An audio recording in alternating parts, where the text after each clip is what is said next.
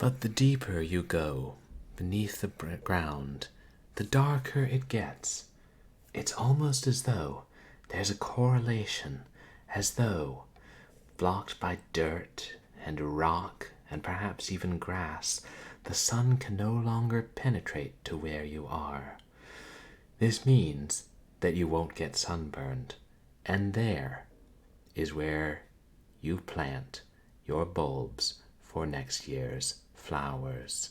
And this concludes another chapter of As Above, So Below by Andre Viette. Perhaps we'll continue that next week. Welcome to another Purblind Gamer stream. And I hope you're all having a good weekend. A nice relaxing weekend. I think I am, actually. But that just probably means there's more stuff that I need to be getting done. Well. I'm actually getting kind of, sort of a lull at work, except they keep throwing assignments at me, but I think it could get a lot busier, so trying to enjoy that while I can. And, yeah, get other things done. But I'm happy that the new PC seems to be working, and yeah, I think the settings are mostly worked out at least well enough. Some things I gotta fix. Like apparently the program I use to limit frames in resource-intensive games doesn't actually recognize any games, or hardly any. So that's something I'll have to mess around with before I can play more of those GPU-intensive 3D games. And hey, Angela, welcome in. So good to see you again. How have you been doing? Staying warm, I hope. I know weather over in your corner has been sometimes cold this year. Oh yeah, that'll be... Figuring out what the problem there is will be the next thing that I do. But at least it's only the short horror Saturday games I want to play that are actually GPU intensive and need to have their frames limited. The other stuff we have planned coming up soon is should run pretty easily on my computer. I mean, Doom certainly has been. If DOSBox starts causing problems, then I'll just, I don't know, reevaluate my streaming setup. Oh, that's good, Angela. I'm glad that it's going to be warming up sooner. Soon, hopefully. Yeah, over where I am, we've had a bunch of rain, like over several weeks. A couple days of moderately intense for where we are rain. And it's like, oh, usually we get rain 2 to 3 days a year, and now we're getting it more than 10 days in the year so far. So that's been kind of wild. Not that I mind it, unless I have to walk or almost half mile in it and then stand at a bus stop that doesn't have any roof because, well, funding's tight in Southern California. We can't go around spending things on shelters for bus stops. That would only encourage the poor people to use the bus, which we don't want. But also, in general. That's my theory of economics in this region. I have no idea. Oh yeah, and thank you to everybody who came to my last couple of streams. We finished the original, the base game of the original Doom on Wednesday. Killed a 50-foot tall spider with a human brain and a chain gun in his mouth. Because that's what demons look like. And then on Sunday? What did I play Sunday? Did I take off streaming so that I could work on my taxes more? Which are still not done. Ugh. But I have an appointment to deal with them. Oh, yeah. I mean, it was okay. It was this. It was last Sunday. Was me streaming. Purblind Gamer figuring out his income taxes, and we have not yet gotten the good ending for that. So I'll be working on that again next Saturday. Might not stream it though. It's awfully hard to stream you doing taxes and not risk showing off your social security number. But yeah, that's a shame that it's bad. Public transit is bad where you are too, Angela. I know how hard it is not driving. And hey, no worries. I know it's late for you, but thank you so much for coming in. It's always great to see you, and I hope that you have a good evening and things go well for you. Yeah, so then I guess... Okay, it was Short Horror Saturday was the last stream I had done before. Good old Doom. But we'll continue Doom on Wednesday, because there's a Episode 4, Thy Flesh Consumed. Sounds delicious. But for tonight we have one of those random horror games that I find on Steam sometimes, when I'm not finding them on Game Jolt or Itch or the recess of my memory. This is just called Sinister, and it's a little top-down survival horror sort of game.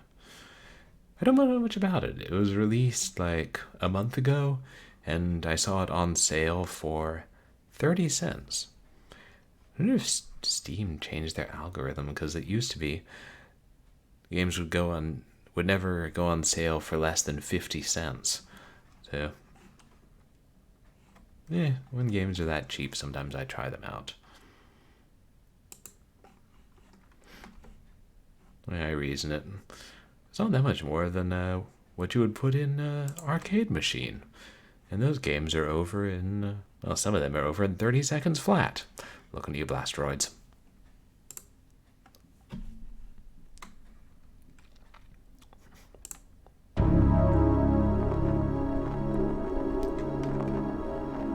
Is that capturing good?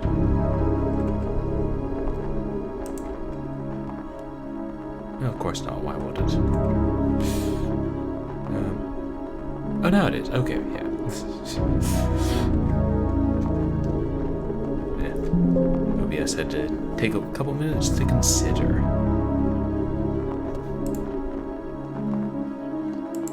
Ooh, customization.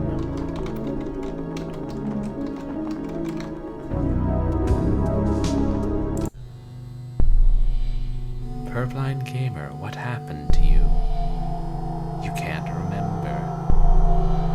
You wonder where everyone is. Maybe the memories will flood back soon. You have a feeling that something weird is going on here. I have to get up. You wake up inside an old bunker. What?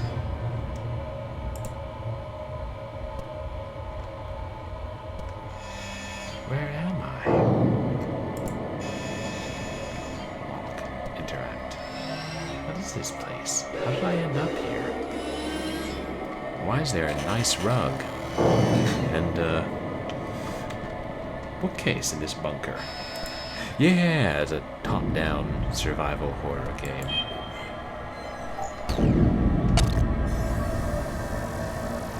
Not a lot of inventory here.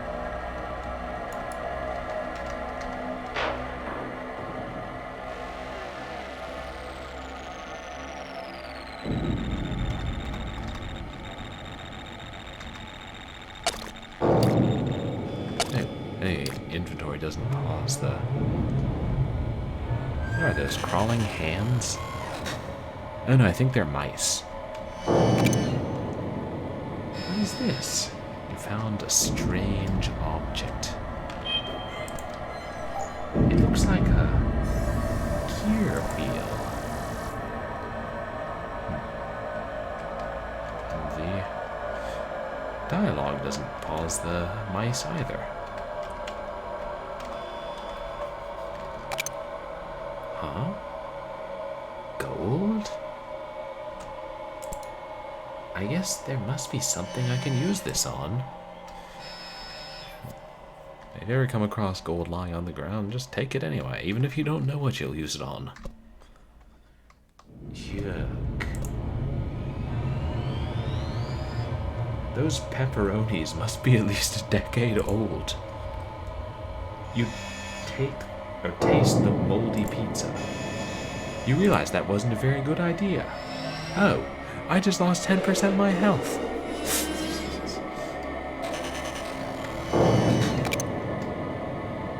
Is that a door? Yeah, a locked door.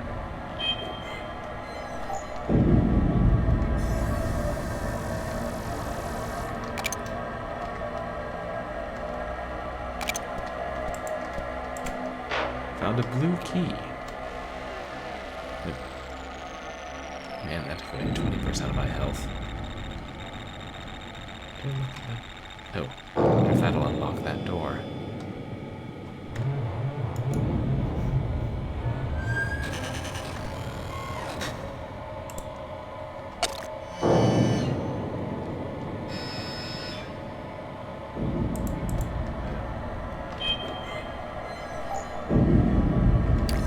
Well, I guess that's not a blue door then.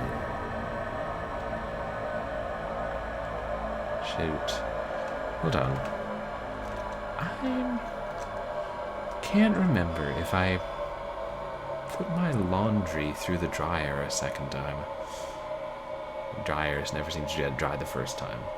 But I probably should check. I'll be right back.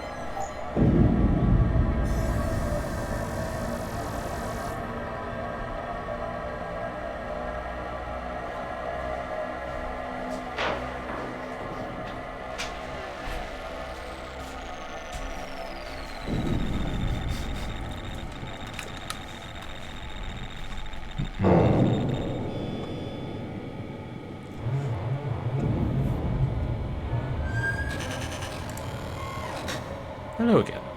Sorry about that. Unprofessional. Taking a break in the middle of the stream to throw one's laundry back in the dryer.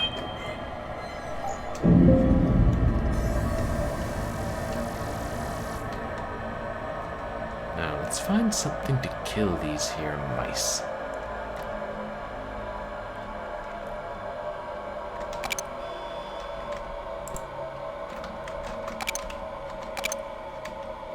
Hey, did we just find 2 blue keys? I guess so.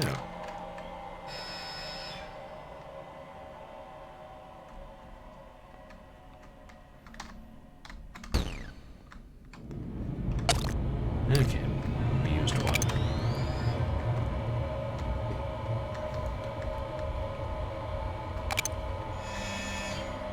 Let's take this hole.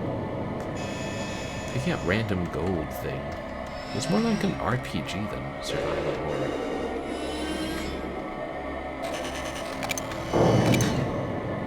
Streamer streaming game on stream. Streamer, I'm afraid. Oh, streamer, you must pause my stream. Streamer got a raid. Here's a raider leading raiders. Welcome raider, welcome raiders. Are the raiders alligators? Raider, crackle. Hey, we just got a raid. Slarty Barnfast, thank you so much. How are you doing today? You were playing some Final Fantasy earlier, weren't you? I was lurking in your stream a bit. You guys, please go check out Slarty Bardfast.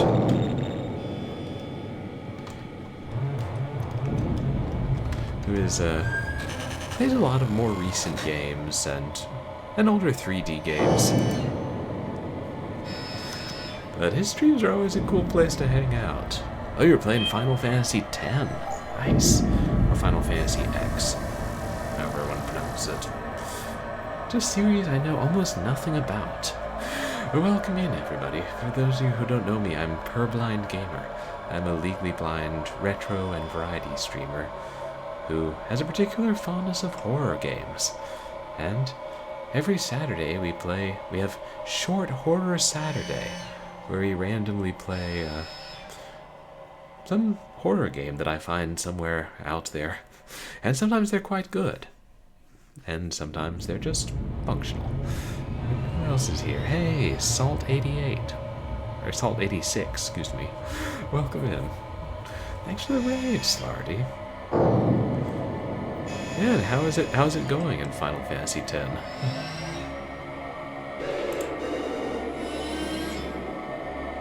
Oops. Wow. Oh, you're welcome. Over a dozen hours. That was a long stream. Hey, that sounds like you're enjoying the game.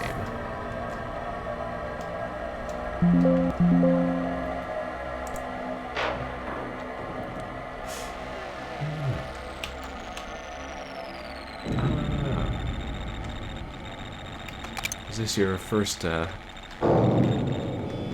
playthrough of that one?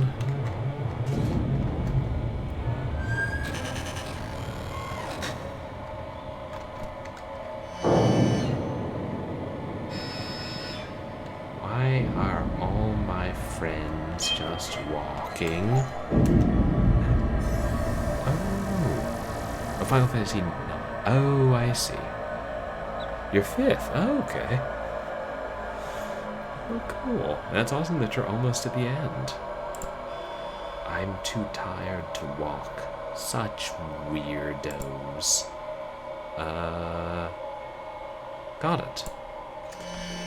So, yeah.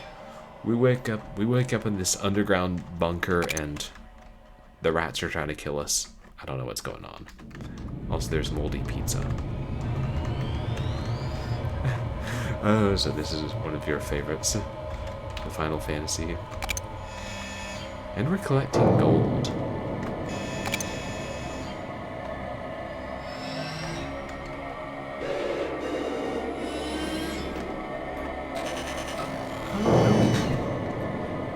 Oh, no worries, Slarty. Yeah, you must be exhausted after that long stream. Definitely. Take care of yourself. Oh, no, got working 4 hours. That's awful. Just enough time for a power nap and a Red Bull. But thank you. I really do appreciate you bringing your community over here. And I hope you get some rest before work.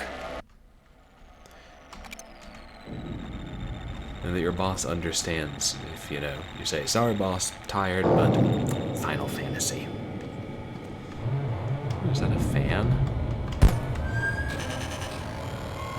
Oh. It's a save game fan. What? What even? Thanks. Oh, thank you for the ASMR alert. Hopefully this game won't get too loud and screamy. Who watches TV in a place like this? It looks to be broken. Typical. Pretty big flat screen, though.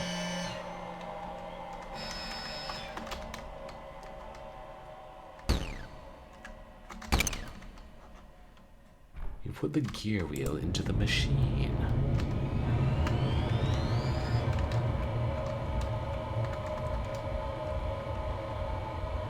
Hey, it looks like it might need another gear wheel, too.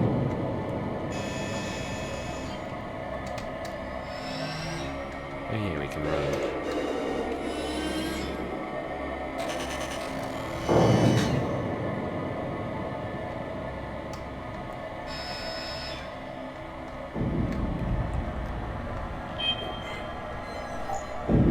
Jeez.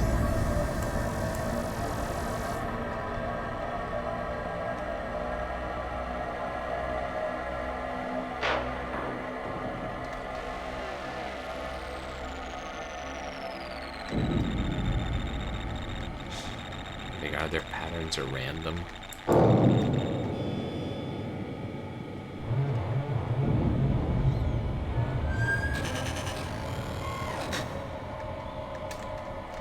I missed it.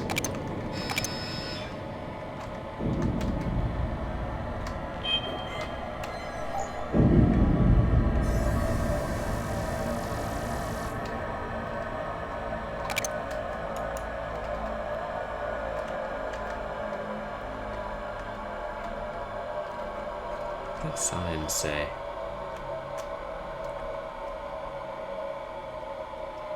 Warning. Oh, I think it says warning killer rats. That's a bit late for the warning, considering I've already gotten nipped by one. You got a red key.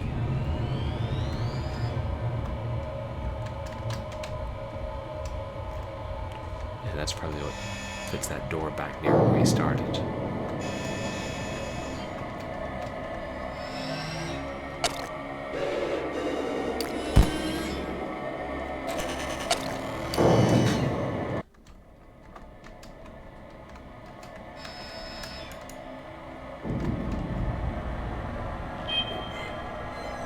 You can't do anything with the ammo.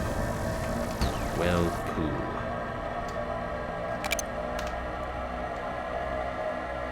Guns? I mean, I guess if you're in a bunker, you gotta be ready for anything.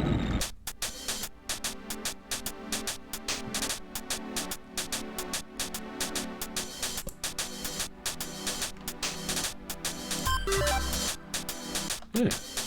Okay. Ammo.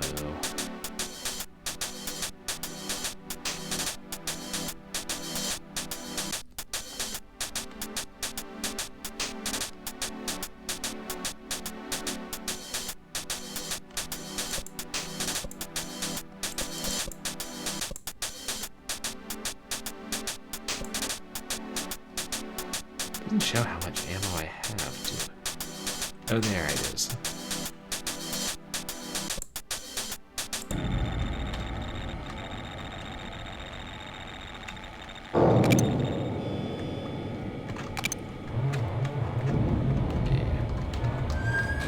Didn't want to buy too much because I knew there was ammo lying around. Objective updated. Oh dear. Anomaly. Ah!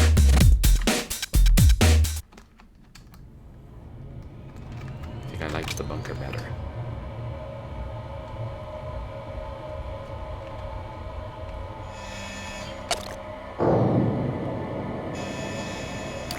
Defeat the weird, monstrous creature.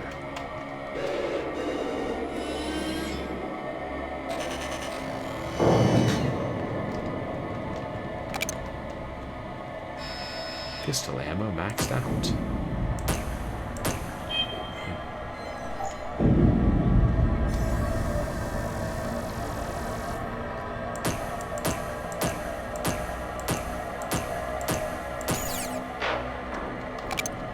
Oh, okay. You get gold for killing things.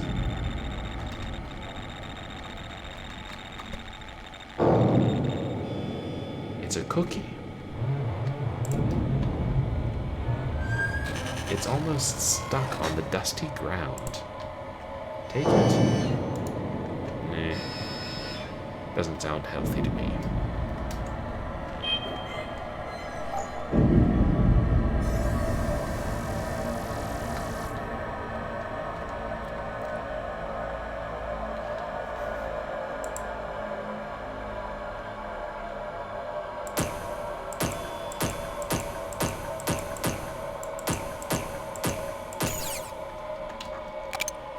Go buy more ammo.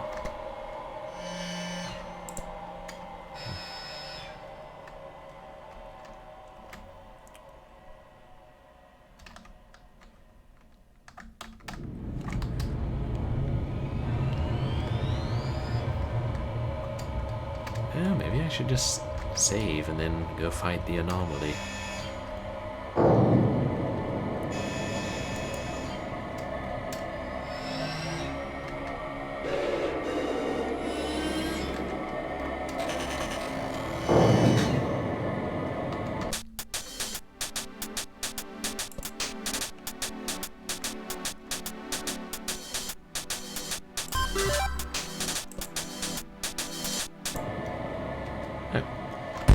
live right there.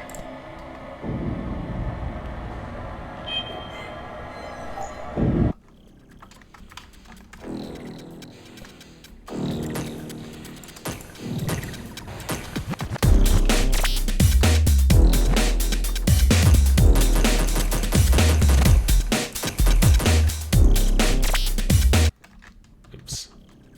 Oh well. At least he doesn't. Ah!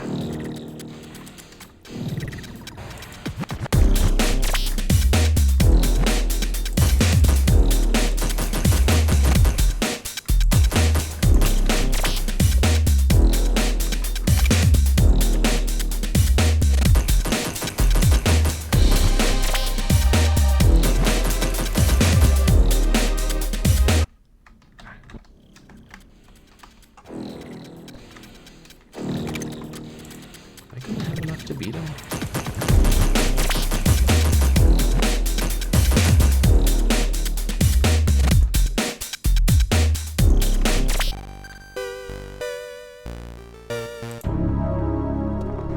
We died. Good thing we saved.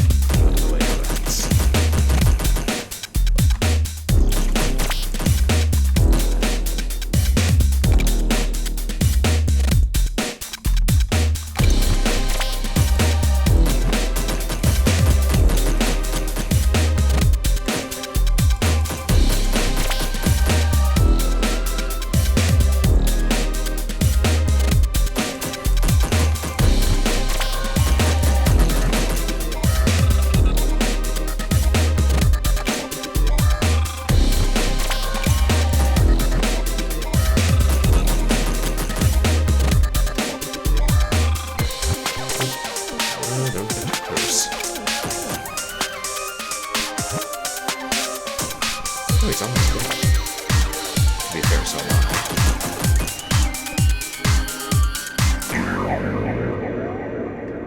Hey, weapon upgraded.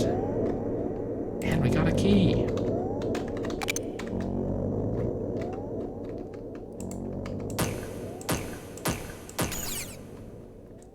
And we leveled up. Seeming more and more like an RPG.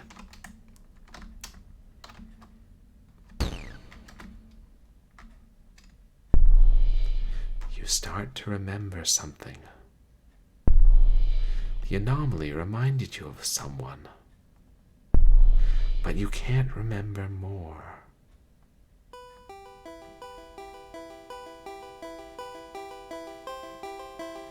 Wait. That was the game? Okay. I'm like, that can't be the end. Surely you joust.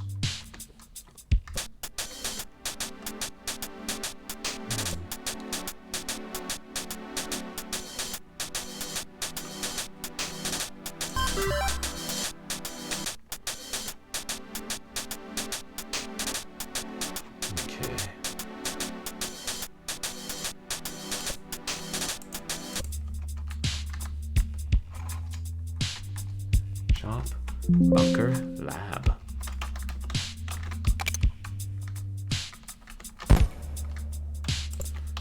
Hopefully we'll get to heal soon.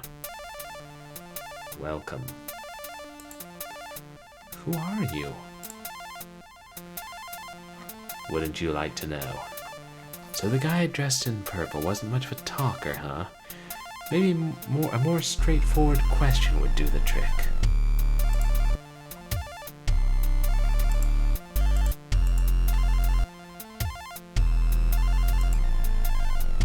Why are you in this place? Come on, you should know that already. What do you mean by that? Tss, they're not gonna like you acting dumb, you know.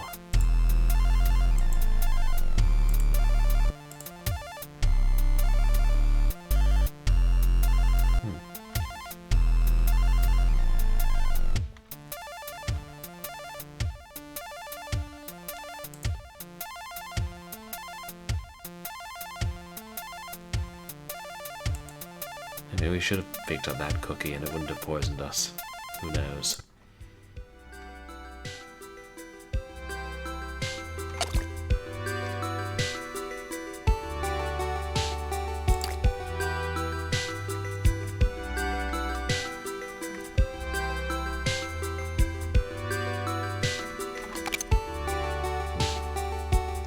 Wasteful.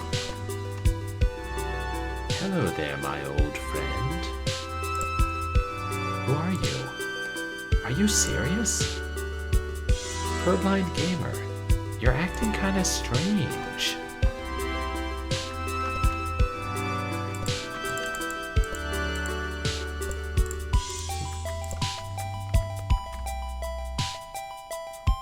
How much gold do we get from killing rats?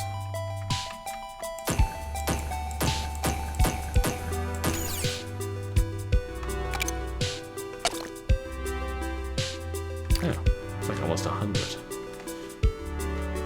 Killing things is very worthwhile.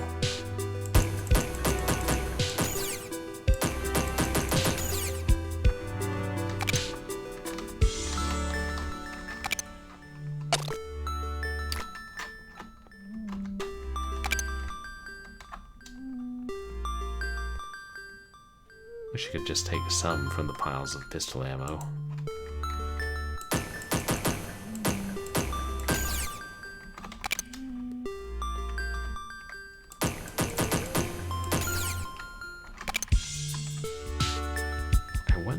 Who or what broke this? Oh, it's a broken window.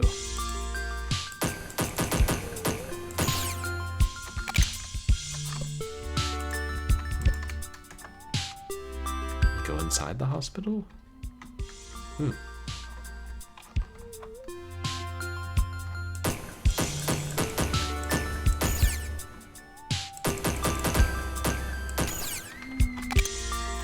tell what those other animals are.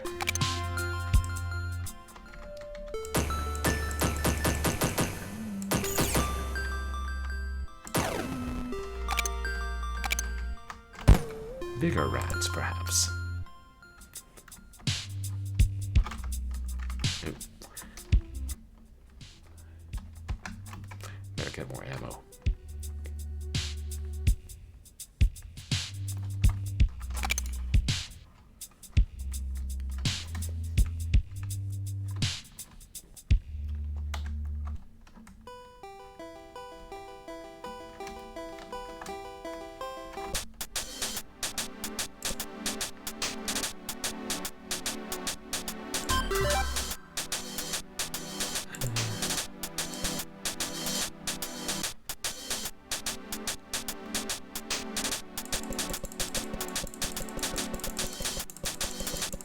I don't know how much to buy, but maybe we should start using the machine gun some if we gotta level up our weapons.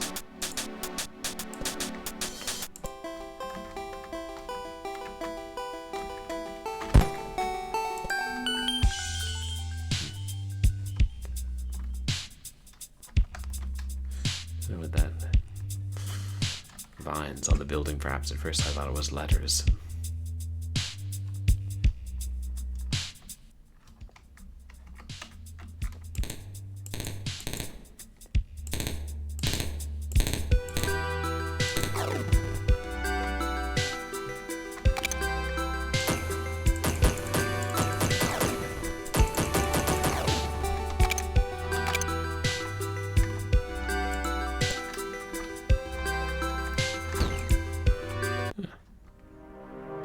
Oh dear. I've been expecting you. What? You shall pay for what you did to me. And everyone else. What do you mean? What happened? Your naivete makes me even more angry.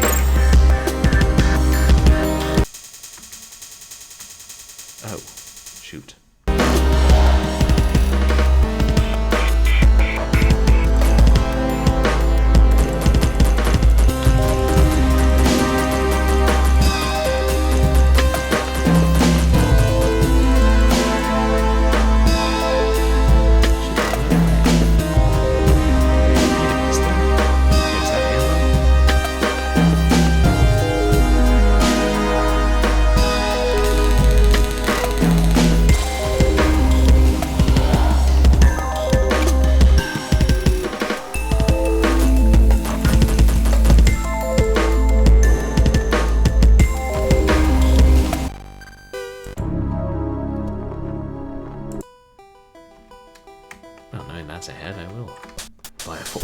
machine gun ammo, I suppose.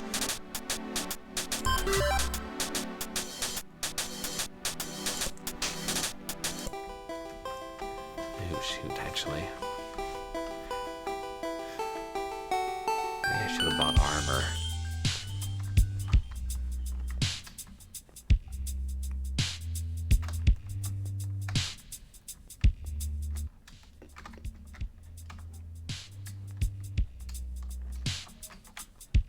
Here. Oh.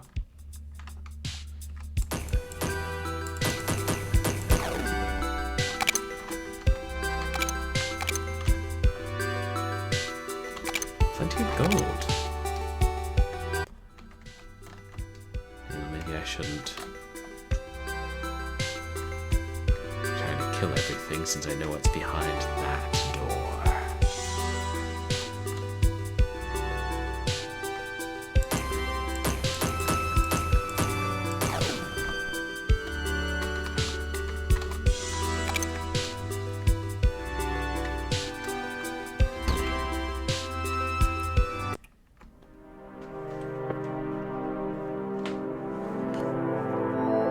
Got 6 arms, whatever it is.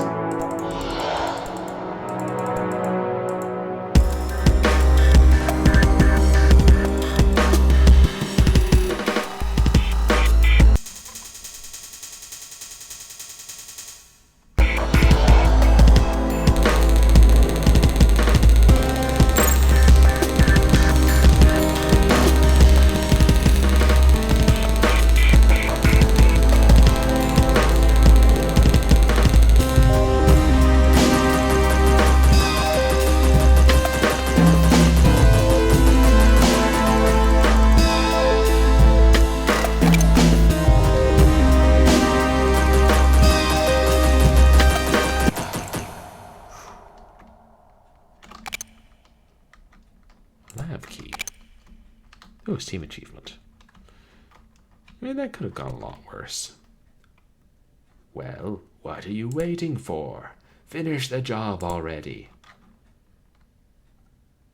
It's not a threat anymore. I don't understand. Can you please explain what happened here? It's amazing how you still continue to get on my nerves, Doctor. Doctor? Me?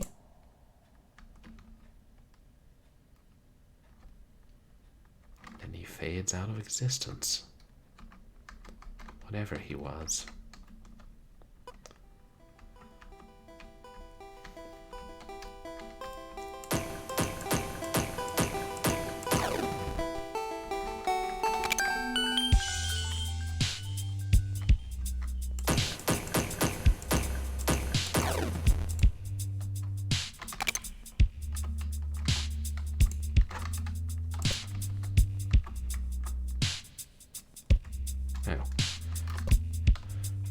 Oh, is that you, Doctor? Have you come to help us? Me? I don't know. Are you all right? Well, how does it look like? So, not all right.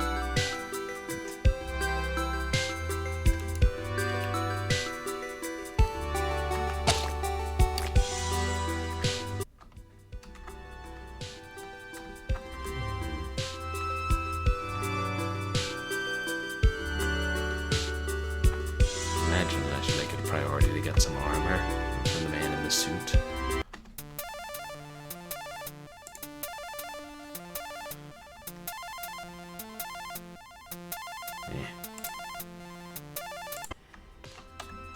Can't. Need to get ammo first.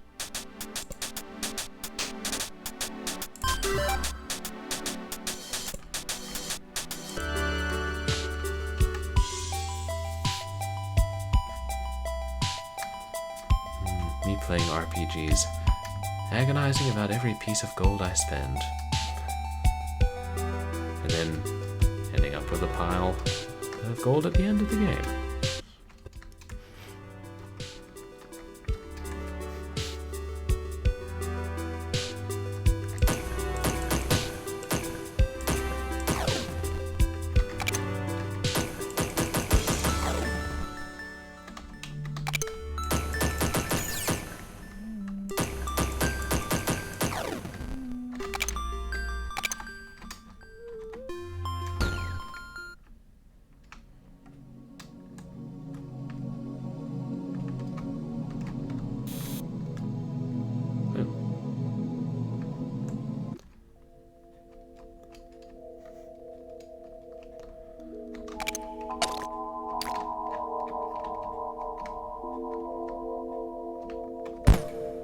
Guess I should save.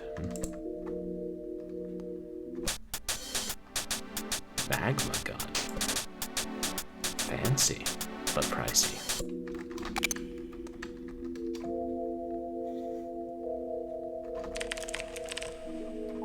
Patient Nick Chesterfield, age 32, number 12.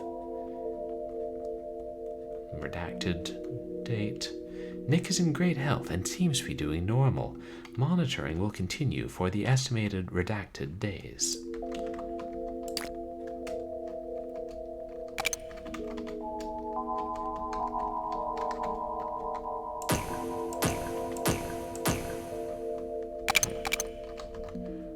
There's just boxes of gold blocking the way. Notes. The door's password should be changed for security reasons. 3592. Nick Chesterfield. Nick's mental state has deteriorated a noticeable amount. This same phenomena has been noticed in other patients as well. The doctor seems to have this under control. We will keep a closer look on these specific patients.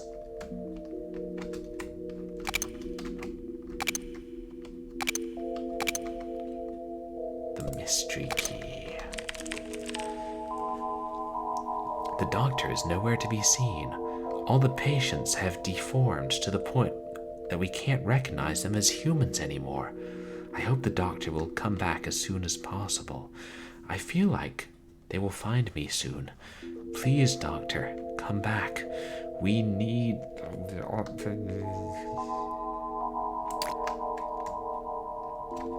So they did experiments on humans? Well, wait, that thing back at the hospital, it called me a doctor. Could I be? No. I need to find out more to be sure.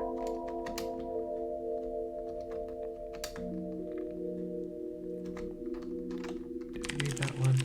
Yeah.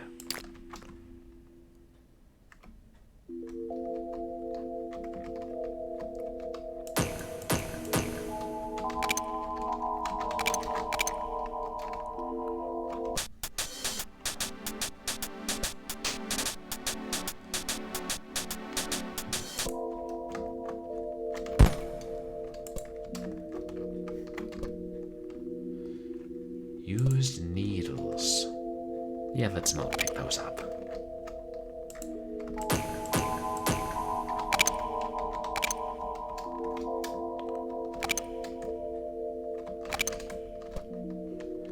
The door is locked.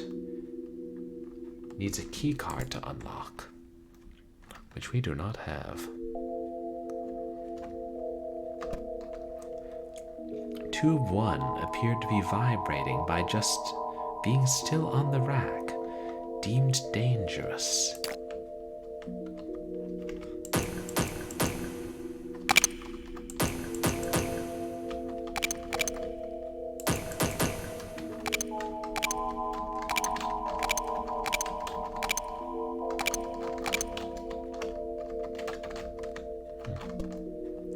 Tube 4 seemed all right for the first 2 days. After the 2 days, it suddenly exploded. New testing will commence.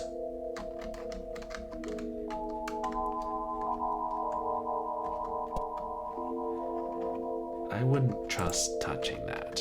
Okay. Probably acid or something.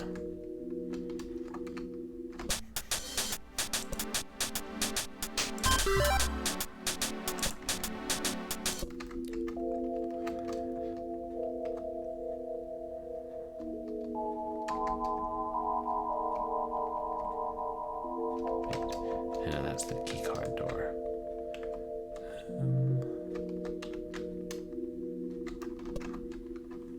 Pill bottles.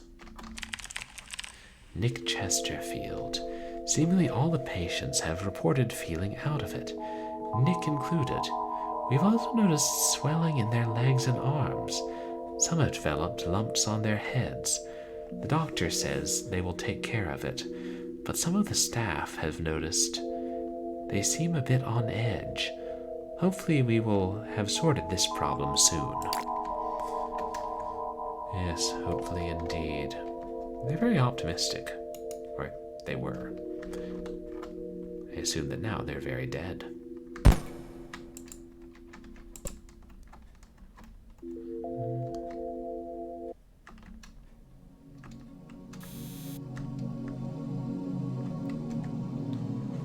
Thing doesn't seem to hurt you.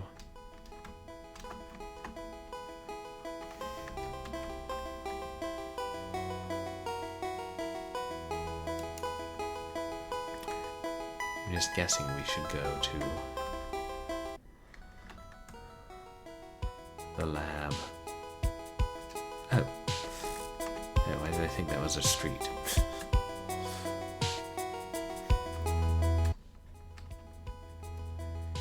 And so that gold closet over there.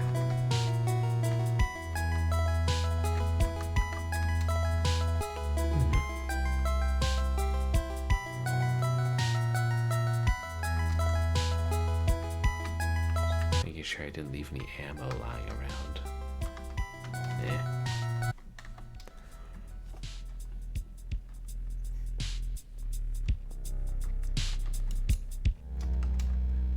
Nothing.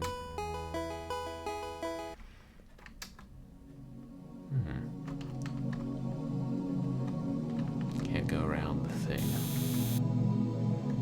It's a decontaminator.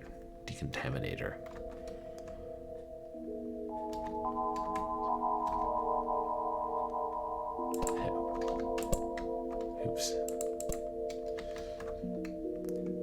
Which was right up here, assuming they didn't change it.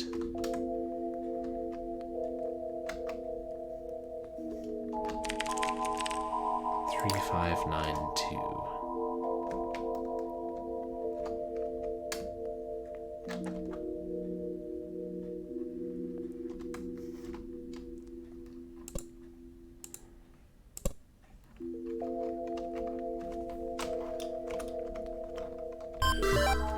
Hey.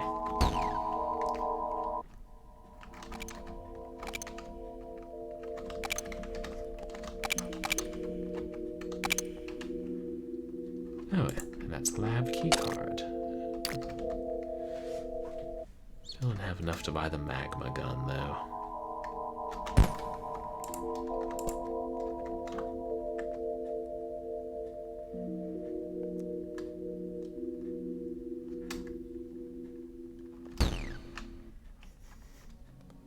Oh dear. What the shit? What indeed? Doctor, is that really you? You're finally back. Sorry about the mess. We didn't exactly have anything to eat here, so we had to make do. But you're here to fix us, right? Fix all of this. You promised we would become the first humans to be immune to all diseases. Promises like that shouldn't be broken. What's that look for? You remember us, right? It's me, Peter, and Frank. We don't look that different. No, it can't be. Oh, so you don't remember? How rude. It can't be. I can't be that, Doctor, can I? I wouldn't do something this horrible. You are our doctor. Are you calling us horrible? Seems to me like you just came here to laugh at us. I don't take too kindly to that, you know. Ah. Seems like Cameron was right. You knew this would happen, and never planned on helping us. I swear, I only wanted to make the world a better place. I never intended for this to happen. There's nothing you can do now, and this is your fault. And this time we're gonna make sure you won't be able to run away. Ow.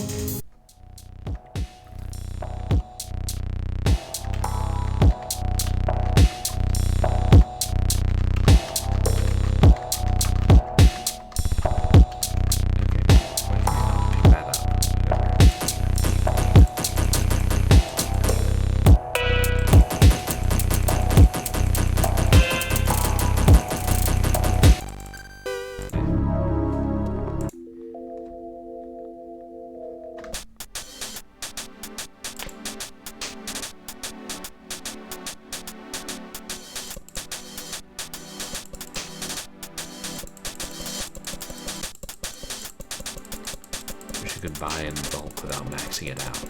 Try just getting 100 machine gun ammo.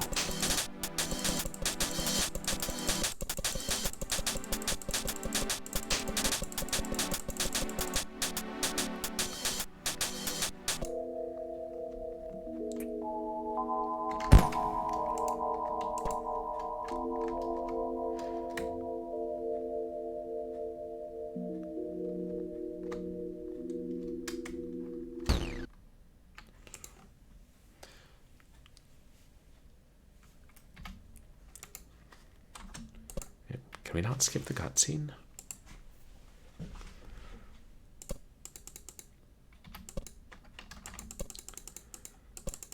I guess not.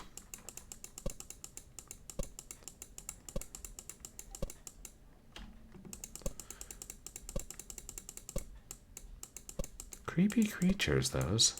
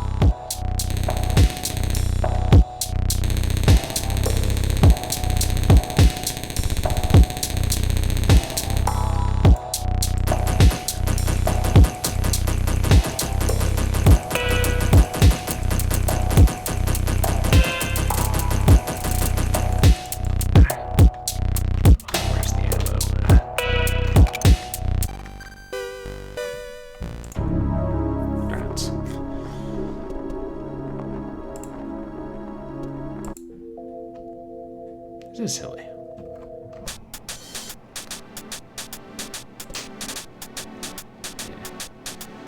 Whatever, I should just max out the machine gun ammo.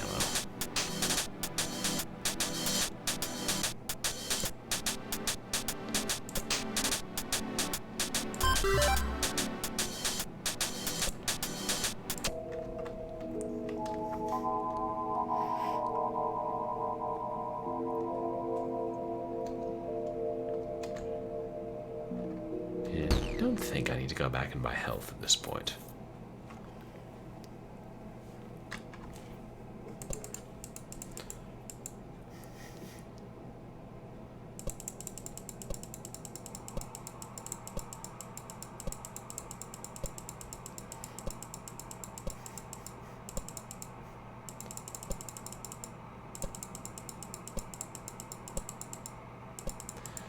Yes, yes, we know you don't take too kindly to me.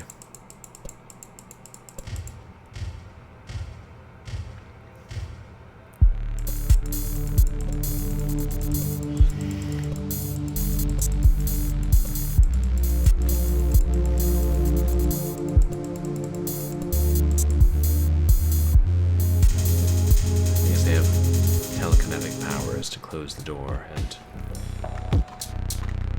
throw syringes around willy-nilly.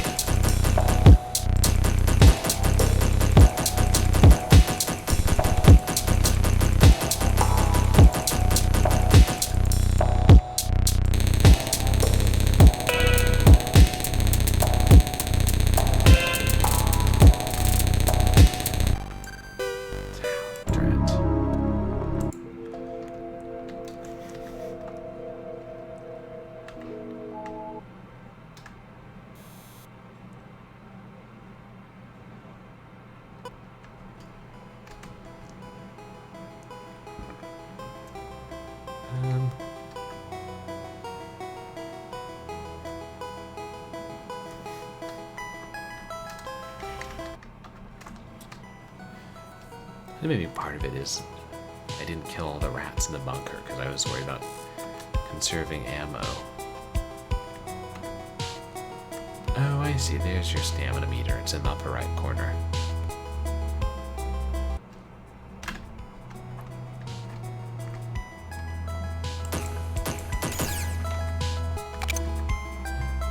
Be more cost efficient now that we've leveled up, both the player and the weapon.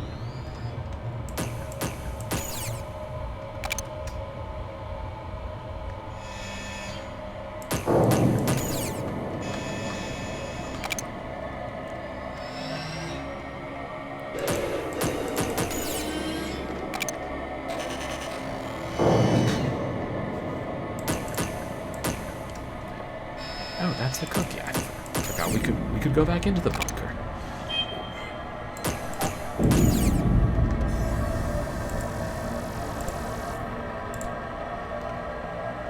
Leave the weirdly sapient rat alone.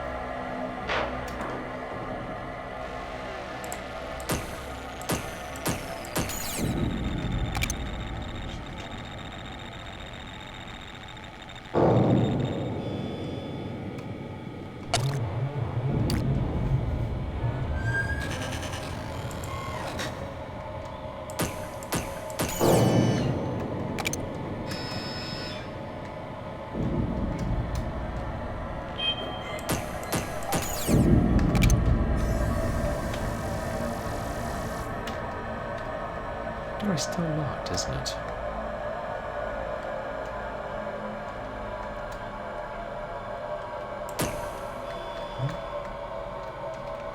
What's that?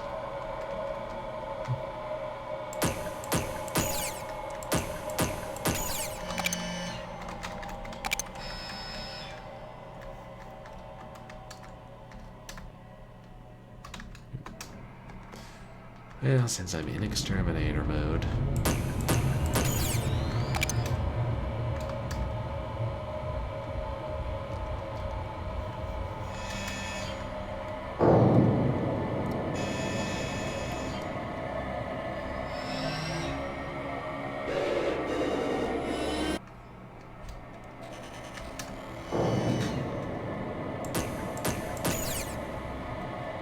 Oh hey, we leveled up.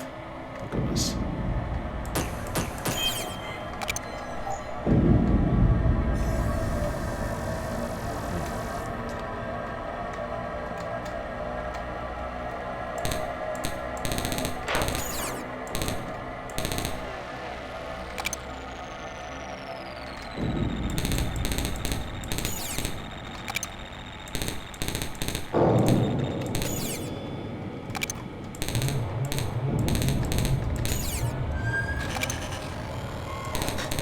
I know this is less cost effective. But I think if we...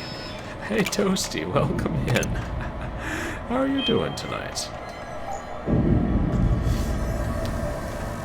Oh, you guys should check out Toasty, who's an awesome retro streamer. Knows a great deal about machines.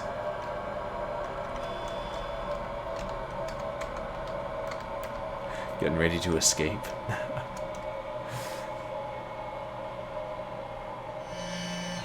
Oh, fun. Well, I mean, hopefully that'll be a fun trip. So are you like packing now, heading over to the US this week?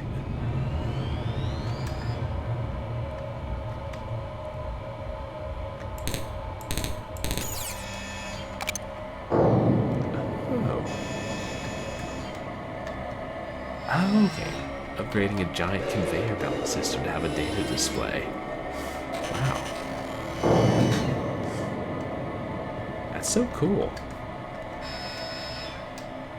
And hopefully you'll get to have some fun on your trip as well. I think we've wiped out the rodent population here.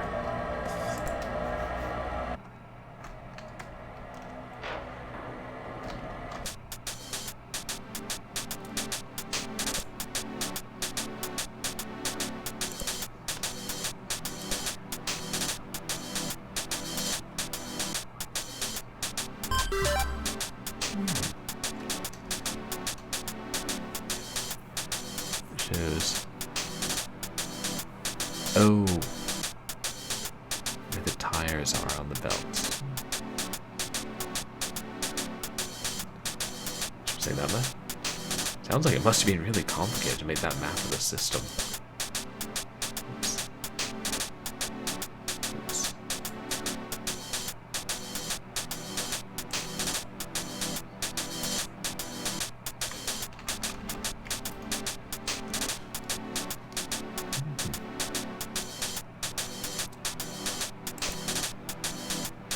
Oh, the conveyor belt can send to 2 different destinations.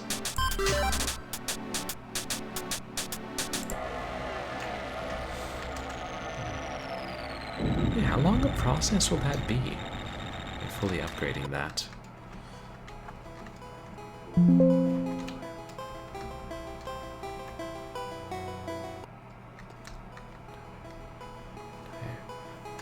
Oh. So it's on the tires that...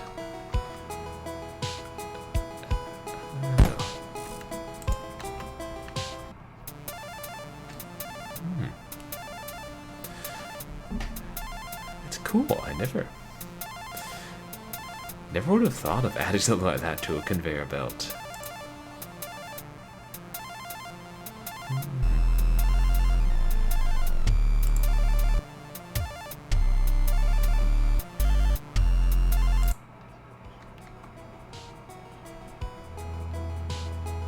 Oh, okay. So then the data can display, like, as things are going down it, where, like, which destination they're going to and where they came from.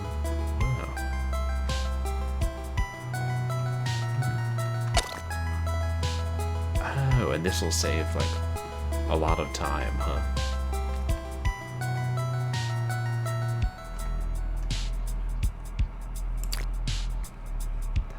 Oh. Yeah, I think this is the right way.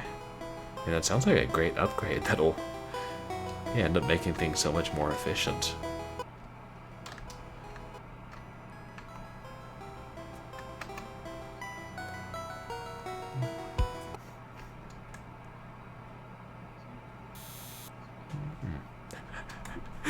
Yeah, it looks cool. That's also very important. I mean, it sounds cool.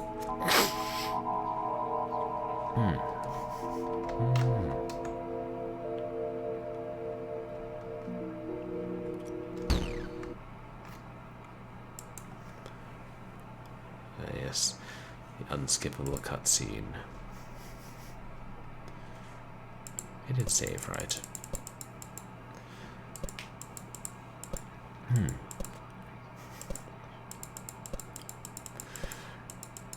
Oh, you initially have a more complicated design that would be too hard to implement.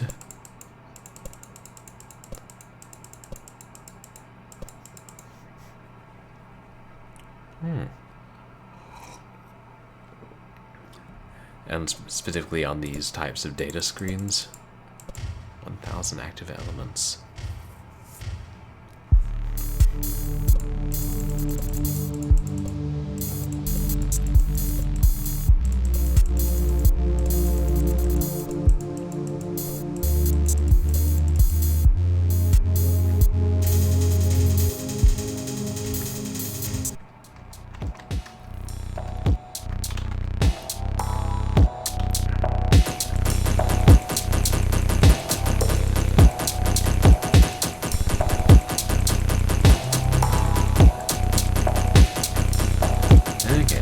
Specific type of screen.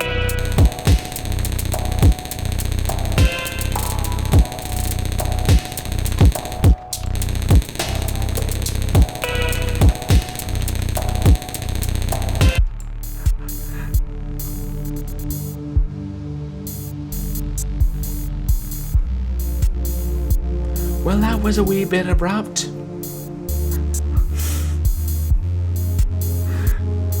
A really old type of screen, like there are better ones out there now, or the conveyor belt is. So yeah, we beat Frank and Peter, and we found out we're the Doctor who created these abominations. Ah, I gotcha. Huh.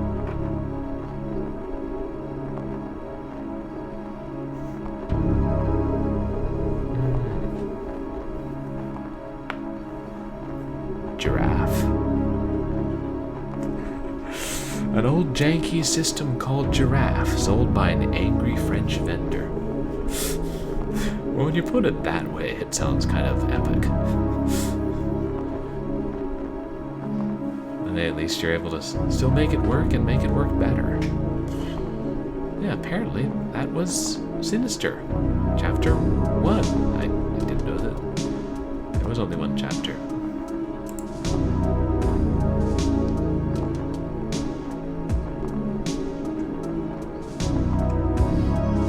Veronin. Yeah, I will say for this game, I mean the graphics are pretty basic, but the anomalies, those mutant creatures they designed, pretty cool looking.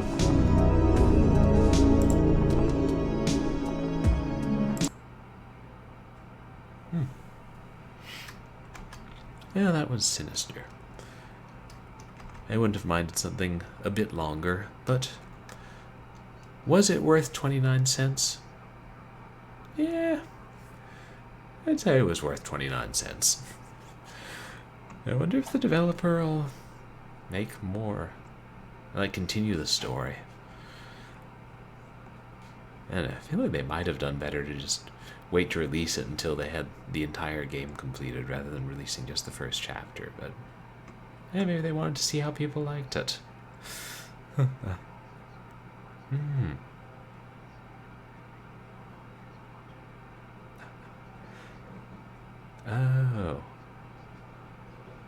Oh, because you had to develop all the components.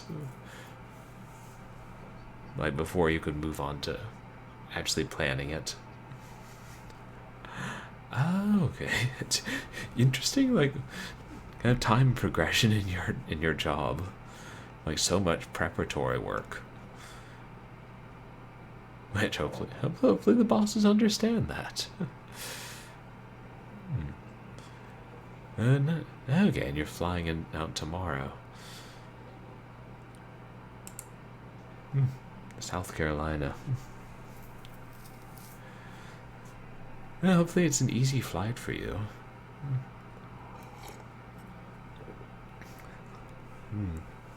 I wish my job let me travel. Maybe if I found some reason for them to have me available on set. I wonder. Hey, backlog cabin. Welcome in. How are you doing today?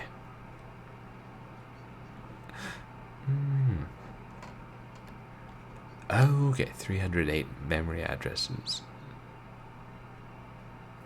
Wow, that's a lot of numbers, Toasty. And you guys should check out Backlog Cabin, who's a streamer, plays a lot of older games, has a lot of old hardware, has a Toad.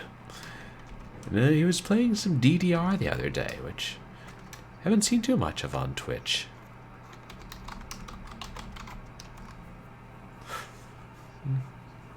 Finished work, nice. Oh, yeah, that would be... That's a lot to type, all these numbers, and then you have to understand what they mean, I suppose. Yeah, Mario DDR. On the PS1, right?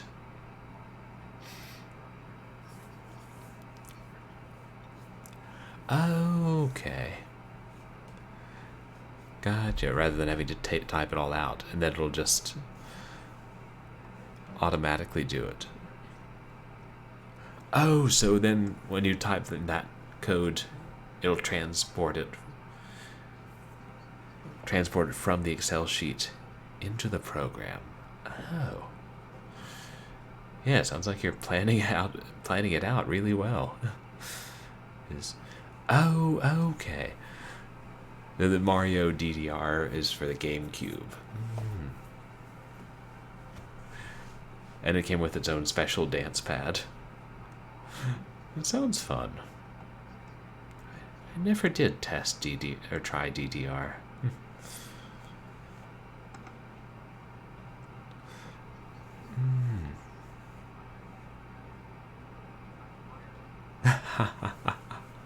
Ah, yeah, so you sound like you really understand the right process for this, Toasty. I always intended to try out DDR, but it'd be hard. I bet I could if it was on a really big screen.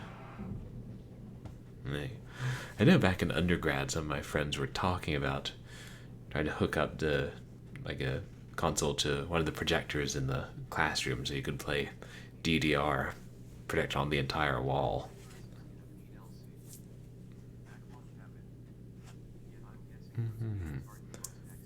A PLC. What's a PLC, Toasty? Yeah. They're also so fast.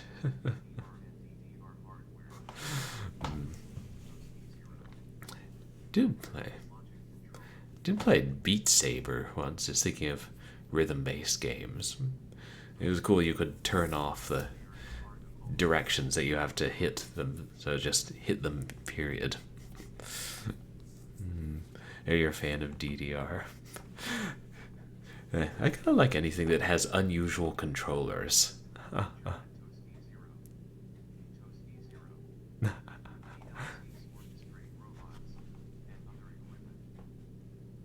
Okay.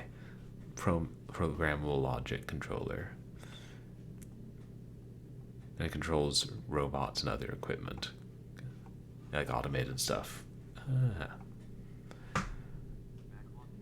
Okay, so the kind of thing you're working with the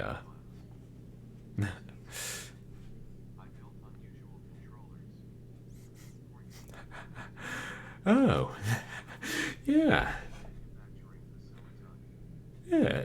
It's kind of the same principle as having unusual controllers for video games, just with more specialized functions.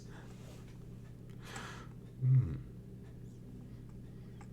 trying to imagine some scenario in which it'd be useful to have a DDR-like controller in a manufacturing facility. I haven't played either of those, Toasty. Factorio and Satisfactory. Oh, that's neat that they have games that kind of reflect your job. And yeah, that sounds like that would be a really cool exhibit backlog. I know it. MagFest, they have some different kinds of unusual hardware. Oh, okay, so that's sensor-based controllers. That's something you're doing just for fun in your off time.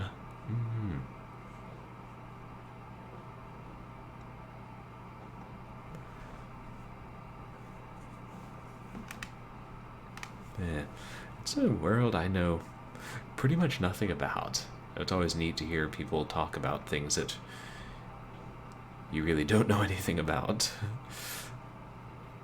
Like, yeah, I appreciate people who know, like, lots of things. Or a lot about things that I don't know much about. I've been doing some resin casting as well.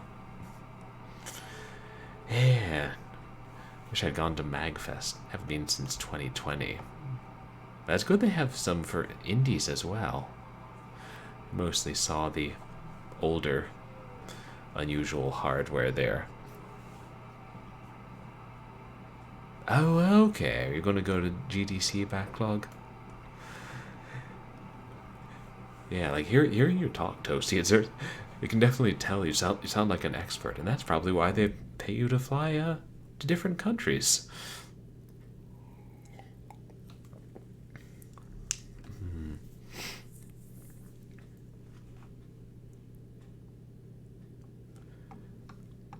It'd be nice if they would pay me to go to different places for work, but maybe if I were a writer who got to be on set, that would be kind of cool. Wow. That's That's a pretty good rate, Toasty. Hey. Yeah, 400 an hour. It's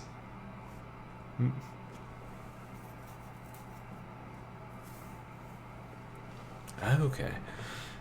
And the flight and hotel and expenses and everything cost a fair amount. Is it the line wobbler and the scrapeboard controller backlog? Intriguing.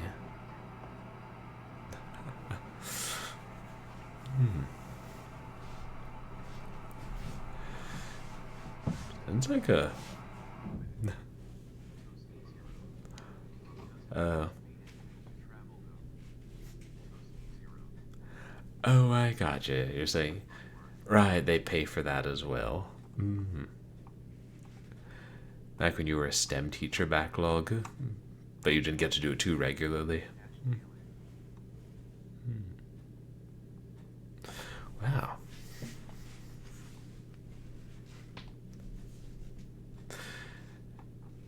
Yeah, that sounds really nice, but it also sounds like, yeah, really hard work that not a lot of people can do. Like, I think even if I trained for that, I probably wouldn't be able to figure out that kind of stuff. Traveling.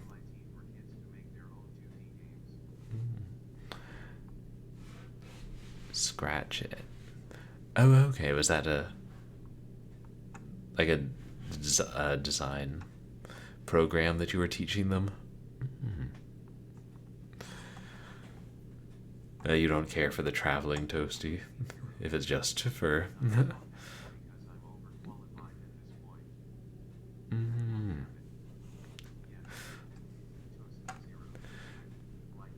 But hey, good for you. Okay, I hadn't heard of Scratch, but then I haven't really looked into what people are using to develop games much these days. I just know of some of the basic engines and things that Game Maker. Yeah, now that I think about it, Game Maker has been around quite a while.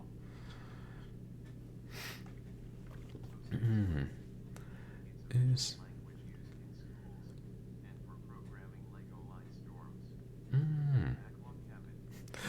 oh, like they used to have click and play in schools.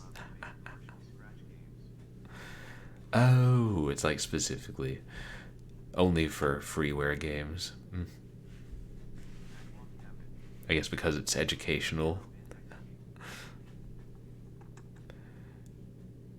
We're programming Lego stuff as well. Huh.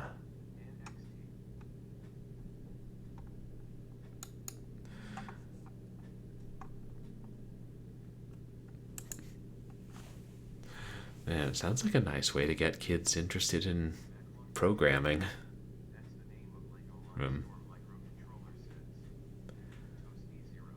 Oh, NXT is the name of the or some of the Lego Mindstorms that you can buy. There's are Lego Mindstorms like have some kind of robotic component. Ugh. Oh, so you can use the science sim software together with the Legos to. It is. Oh, okay. That's what I was kind of deducing it. Yeah, they had robotics competitions. But not using Scratch, using other or programming or whatever the correct term is. I'm probably butchering the terms. Build. Ah. Wow. They had you actually building prototype robots at a university. That's interesting. When that arrow appears, it does the TTS doesn't read the message.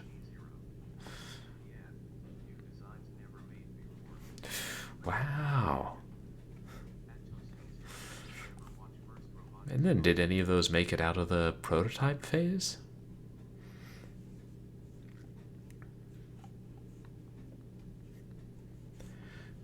First robotics competitions. Are those actually competitions where they have to build robots? Ah.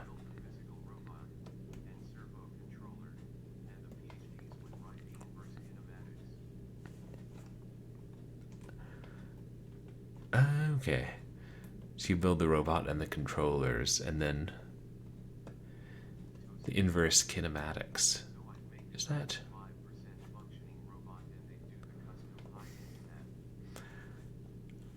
Okay, the difficult math that was needed to make the robot fully function.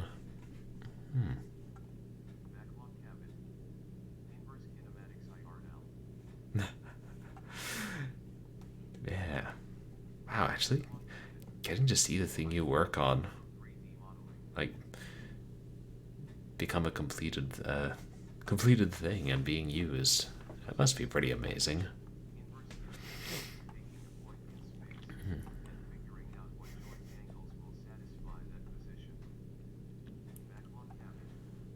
Oh, like to how it taking the point in space. The joint angles will get to that position. Let's try. Hard to visualize that. Oh,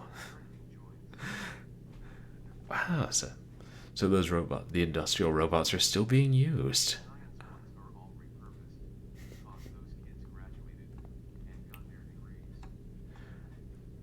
Oh, it's a shame none of the science ones are still being used. But oh, huh. I see. But then if they have the patents, but then they don't necessarily do anything to use those robots.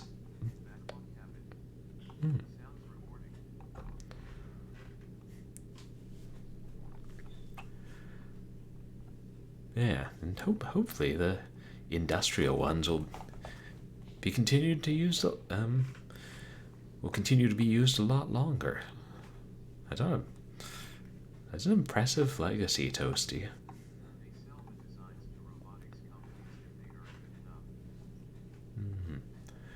Oh, okay, like after they get their degree and the patent, then they can sell them. Ah. Robo babies.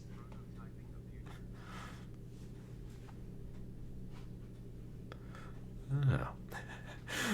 Hey, you should make a photo album of all the robo babies.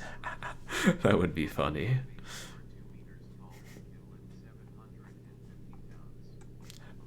Oh, that's a lot to lift. 750 pounds. They're pretty strong and sturdy robots, it sounds like.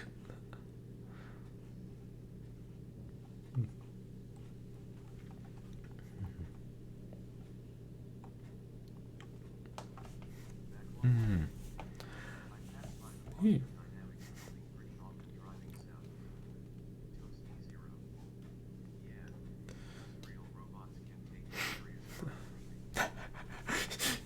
Yeah, so, I mean, they'd have to take a beating. Yeah, they're being used so much, so consistently, and yeah, performing so much labor. There's the Boston Dynamics building where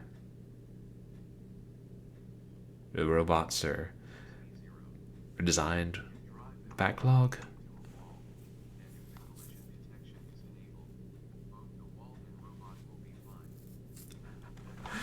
Really? The collision detection. Will the collision detection stop them so they don't? It's designed to make sure they don't actually hit the wall. Okay. Like the robot will smash right through the wall. Yeah, it really, really does sound like the way you're describing it. We're getting near the age of robotic overlords. But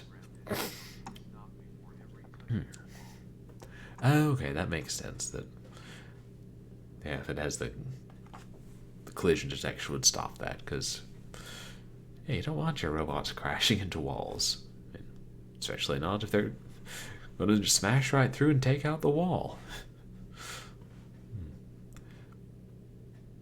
Yeah, I wonder if these could be used in bank robberies.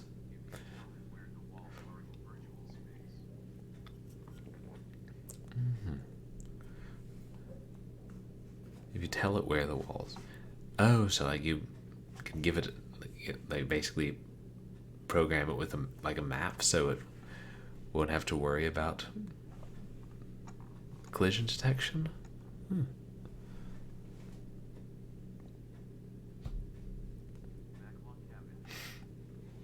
Hmm.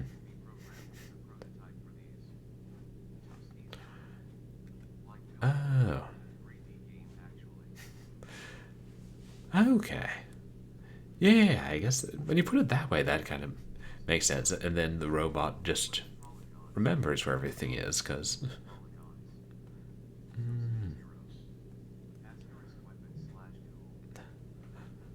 Yeah, hopefully not all of them are weapons, but. Interesting. That's another application for it. It's basically level design, just in the real world. And you're saying, Backlog, that you can program the mindstorms. Mindstorms can be programmed like as prototypes for these kind of robots. They're then like not quite on the same level as the things developed in the university lab, but the, oh, I see. Even right, it has to understand like what it's using and its own size, as well as where the walls and obstacles are. That makes sense.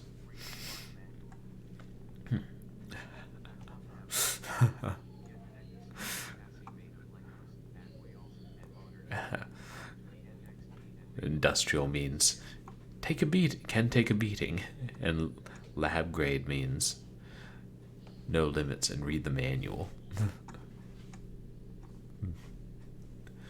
Ready made. Oh, I see. You can build the outer part out of the Legos, and then oh.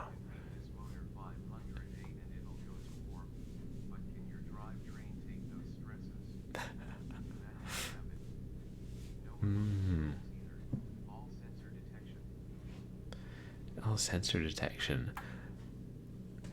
Oh, if in the mini town that you built, like you were saying, got it. Then and hooked up to the NXT, it'll like process that. Yeah, it's like if you don't read the manual, and the lab grade robots, they physically can do things, but there will be consequences. Okay, those robots don't have sensors or vision. Like in the lab, you're saying. Yeah. Like in the more, I guess, is that more controlled environment?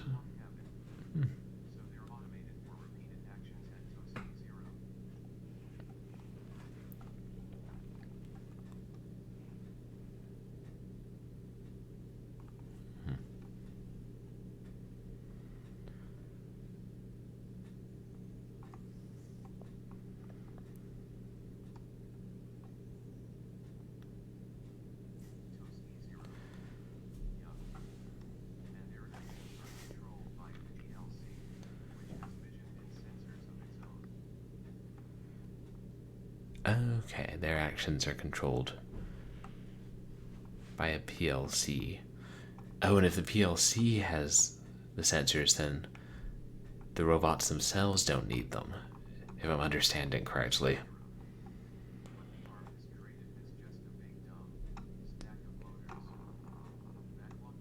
Huh.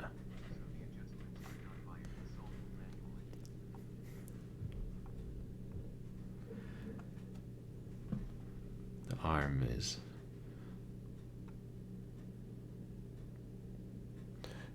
Oh, got it, because, yeah, all the intelligent parts are, like, somewhere else. Like, run through the PLC.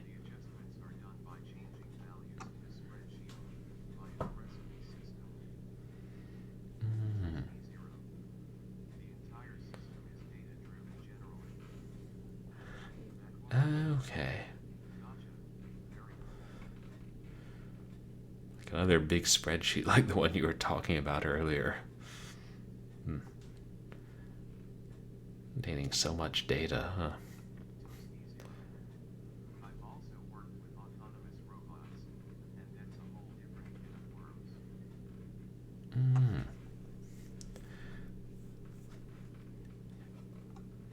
The autonomous robots. Oh, like they aren't controlled by the separate PLC.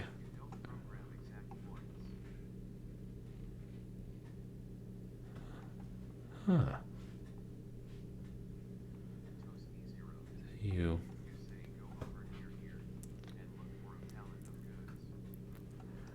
Oh, you don't program the exact points where it's supposed to go, but you can like send it over to an area.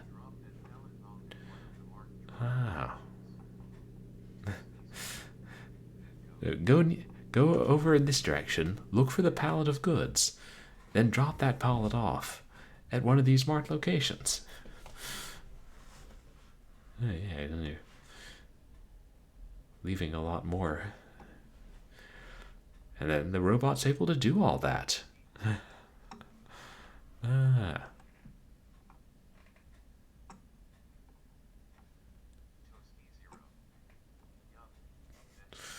Wow. I don't think I knew that. We have that level of automation. Because I hadn't really thought about it. It only takes 2 hours to set up. Oh, then saves a lot of time. Okay, it's only in the last 5 years. Wow. Yeah, that'll make life so much easier. We can, yeah, rely on the robots to do that much more just by being told. Yeah, relatively little. That sounds more like the kind of things that like I get it, like robot forklifts, but it sounds in principle like the kind of thing you'd read about in science fiction. I don't know, like the Jetsons or that episode of Gumby where he built robots to do work.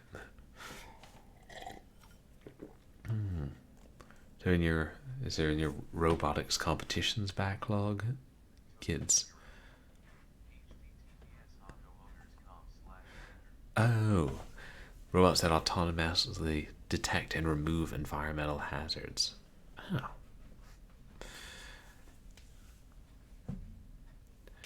And they get, I guess, through those, what are they called? Lego Mindstorms.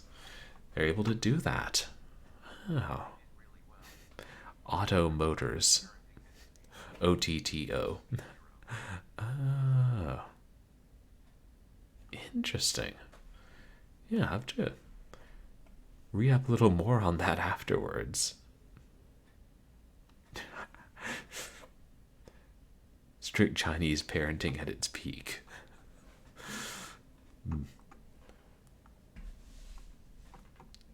Yeah, good for those kids being able to figure that out.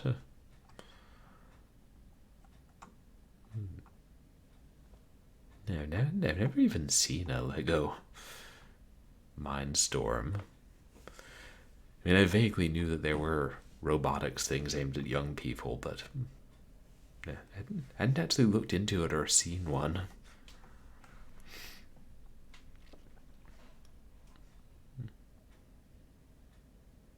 It's great to see the things that people are still innovating and still developing.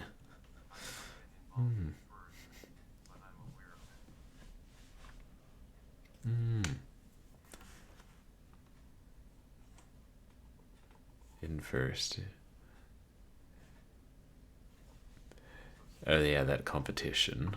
Yes. Oh.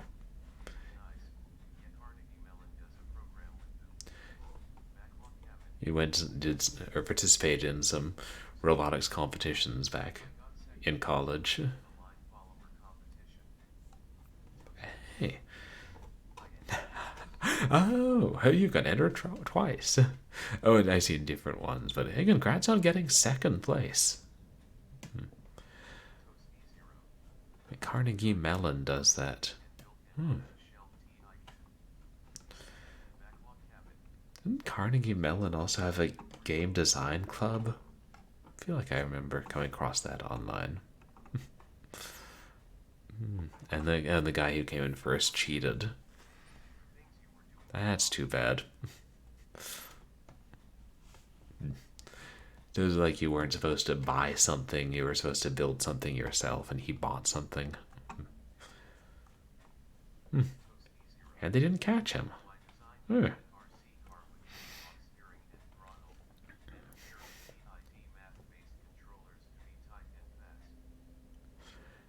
Oh, yours is based on an RC car. With, hmm.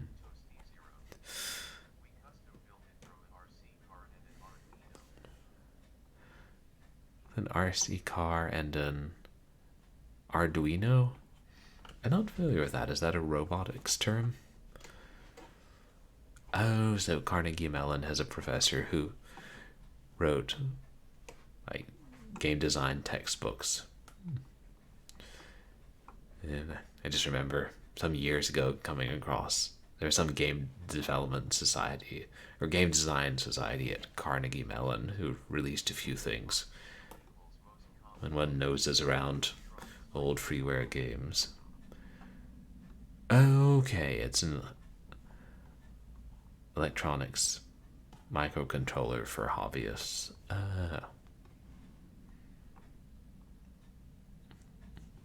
And so you were able to combine that and the RC car with actual analog steering. Those are you've got one of those Arduino's backlog.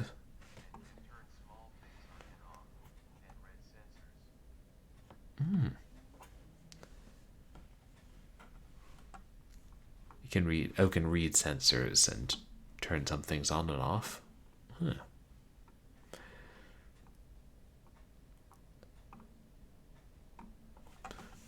Yeah, that sounds like it can do enough for the basic, yeah, hobbyist controlling the an auto feeder to feed your toad like at certain times of day. Ah. Okay. So you can just connect the Arduino to the PC and then program it. Wow. Using a normal computer. And only $20. Oh, that's cheaper than I would have thought they would be more expensive, but hey, what do I know about these robotics and things? Yeah.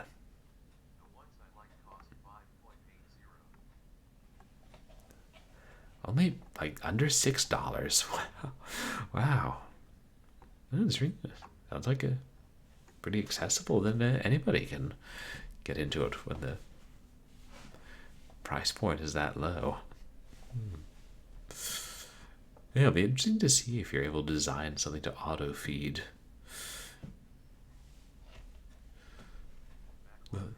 a toad or frog.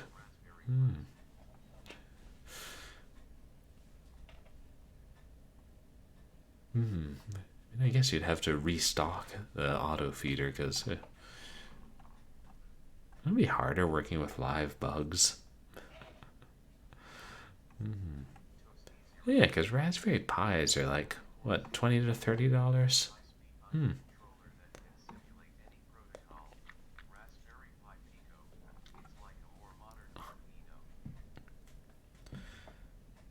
Oh, the one you like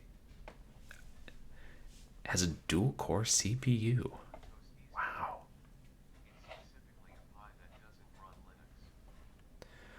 Oh, a Raspberry Pi that doesn't run Linux. Oh, it doesn't have an OS. Huh. So then is it like what you program into it has to have like a lower level OS built in? Is it kind of like the PC booter discs or games from the 80s? I don't know, does that make it more versatile not using a or not having an OS?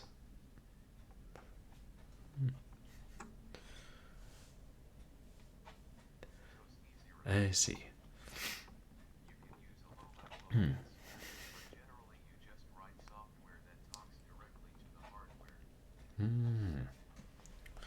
The Arduinos are more straightforward, but the Pis you can end up doing a lot more with. Okay, so it's just a program that talks directly to the hardware. Wow.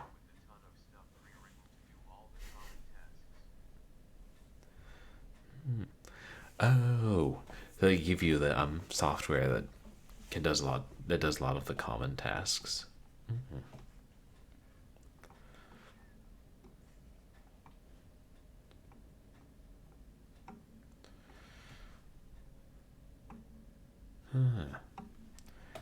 How getting that?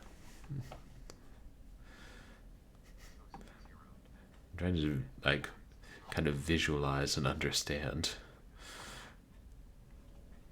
how it talks directly to the hardware. Oh, you usually use that, what's it called, that type of pie to make pretty lights.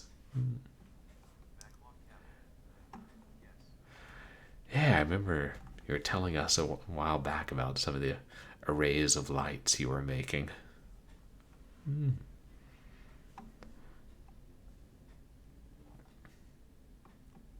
Oh, and it's.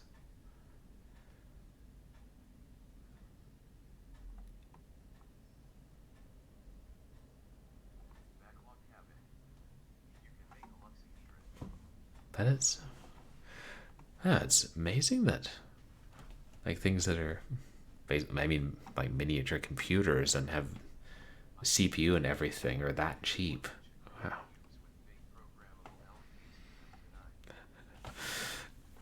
Oh, just tonight you made a 3 by 3 array of lights.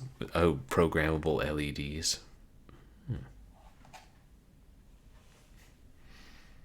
Oh, you must be able to do that pretty quickly.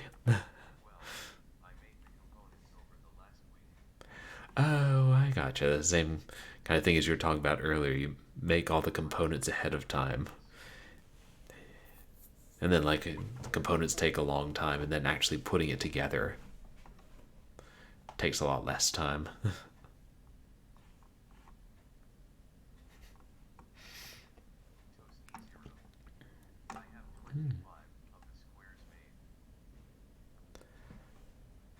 Okay, you have 25 of the squares out of. How many do you need?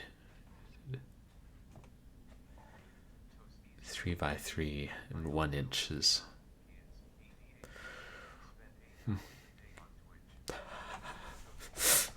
Wow, that's.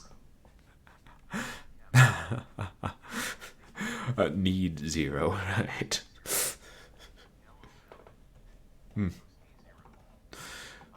That's yeah. Sounds like you keep really busy, Toasty, having a job and kids and these hobbies and spending all this time on Twitch. That's yeah. I think I would get burned out if I tried to do that much. I mean, heck, I'm just trying to have a job and Twitch and not that much else other than basic life stuff. Oh, make a 6x6 display.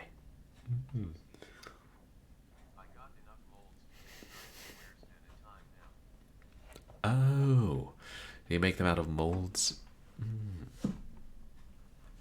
You need 9 at a time, so then, yeah. I think you could make some pretty big displays if you make enough of them.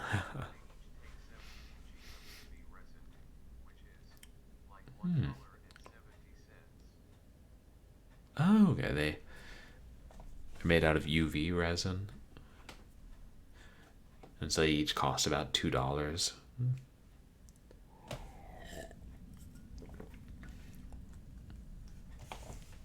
Yeah, which I guess doesn't sound like much, but it can add up if you're making lots and lots.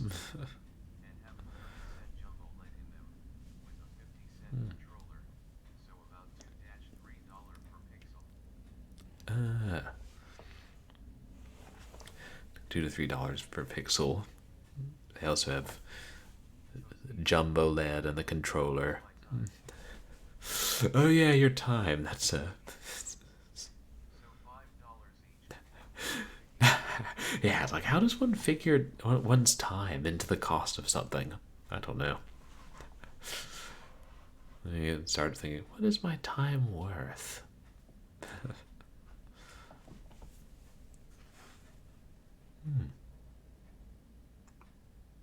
I imagine that a rail of the control programmable lights will look great when it's done.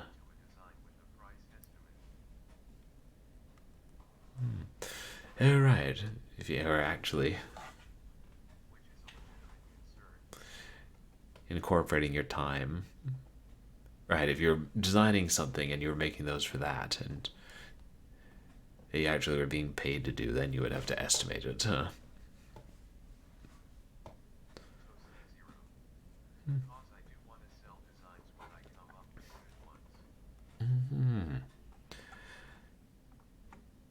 Yeah, that'll be neat when you have ones that you really like and you'll be able to sell those designs.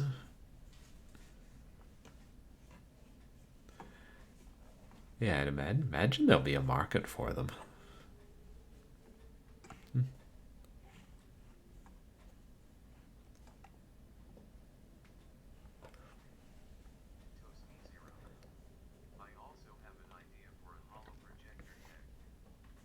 Oh, holo projector. So like holographic projector, I'm guessing.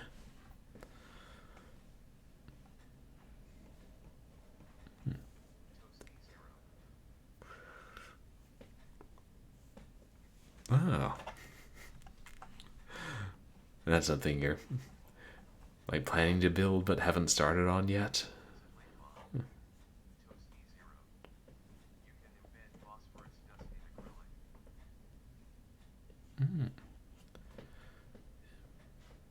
Embed phosphorus dust in acrylic.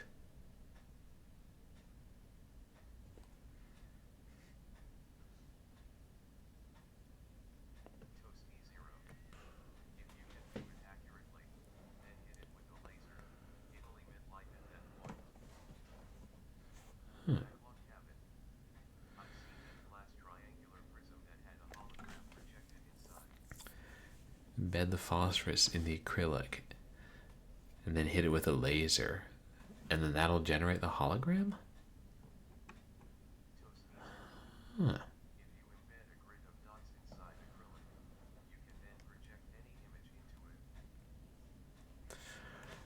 Oh, because there's so many little dots, and then you just have to tell the lasers, which ones to hit, and then that can be used to make up like any image. Glass triangle prism. The hologram projection inside. I think I've seen something like that backlog. Oh, yeah, I guess it is the same principle as a CRT. There's all the individual little dots of light. Didn't think of that, but yeah. Notice, I mean, that sounds like a really ambitious design, but the way you're describing it seems like it ought to work. That's cool.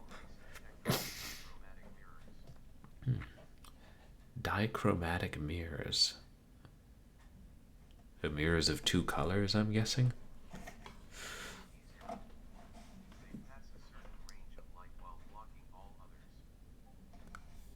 Huh.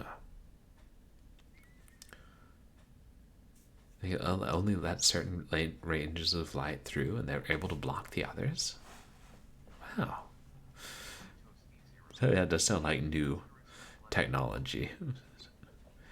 Oh, okay, they only reflect certain, like, ranges of or colors of light, but don't reflect the others. Wow. Yeah, I'd never heard of that before.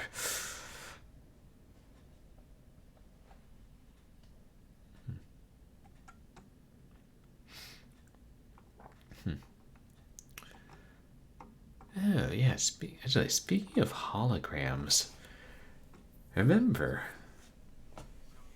there was this, there was one arcade game back in the day that used, holograms. It was like an FMV game. That was pretty neat. I never actually played it, but I remember seeing it in the arcades. See you. You mix the light and then shoot one color through the back and one in the front. Get. Oh, and then you get two line lasers of two different colors. Oh. Because the different ones of light. And then a third laser for an RGB laser that can do any color. Oh. That sounds complicated, but pretty interesting.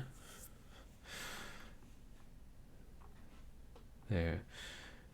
Oh yeah, backlog. It was like back in the 90s when they were experimenting new stuff in the arcades.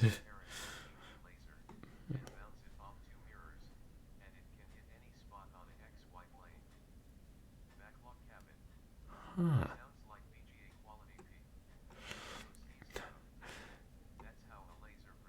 Take. And that's how the laser projector works. Oh.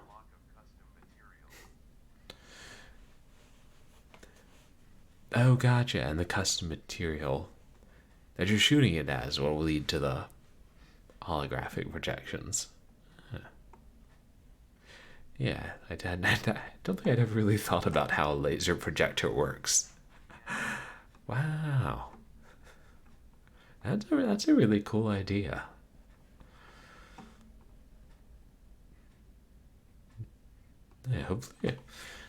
Yeah, hopefully you're able to make that, and we'll be able to see the results of it.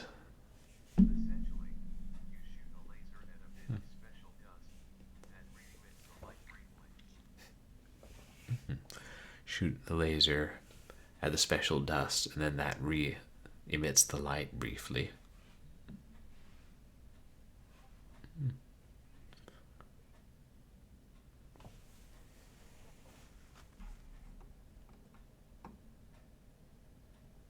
Huh. Well, these things, kind of wrapping my head around all of these things.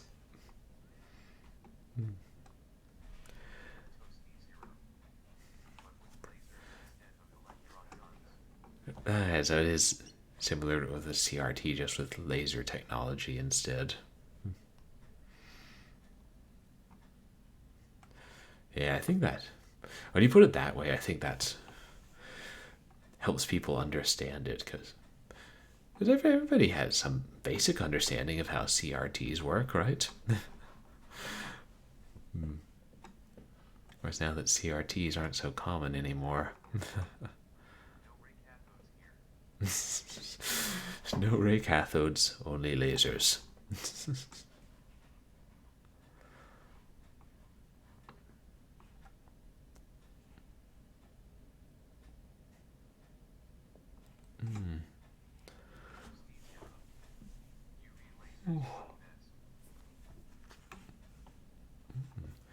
Oh, UV lasers work best for. Ah, interesting. The ones with UV light have the most energy.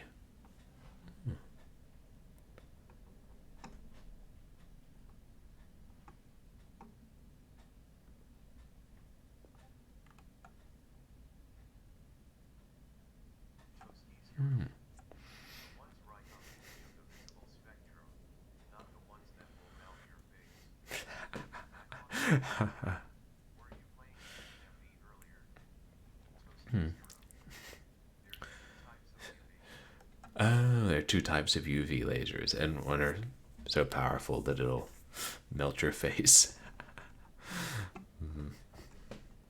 No, I wasn't playing an FMV earlier backlog. I was playing, it's like a 2D sort of like top-down, vaguely survival horror-ish, vaguely RPG-ish shooter thing.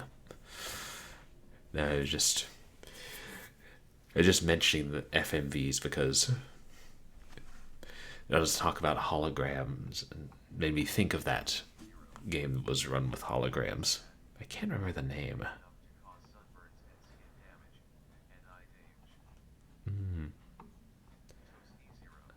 Gotcha. The more energetic one could cause like eye damage and sunburns. Which, yeah. I mean, UV light, the sun's UV light, so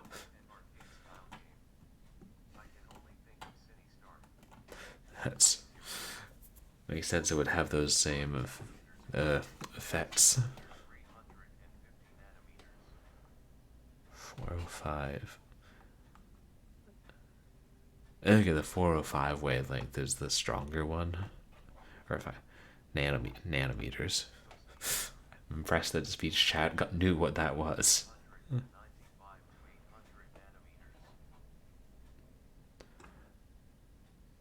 395 to 800 nanometers is what we can see. And yeah, it is a more. It was an arcade style game, but it was just a little indie one I found on Steam. But yeah, I thought of Sinister 2 backlog. I love Sinister. Probably too much. Oh, the smaller number has more energy. Oh. 800 is near infrared, whereas a 395 is near ultraviolet, I guess.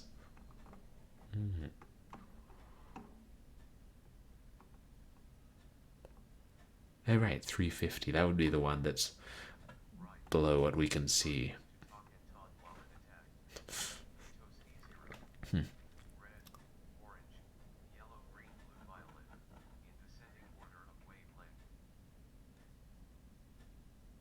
I see. So red is the highest wavelength, and violet is the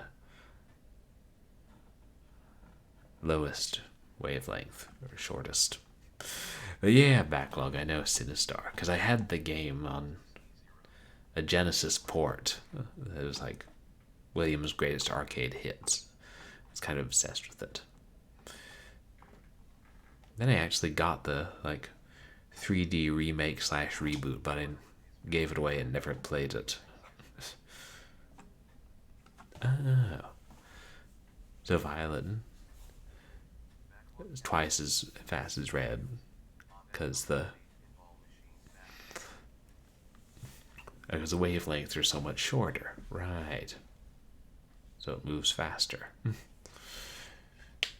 Oh yeah, well, yeah, Williams did do a lot of pinball machines. Just saying that, I remember that. And some classic arcade games.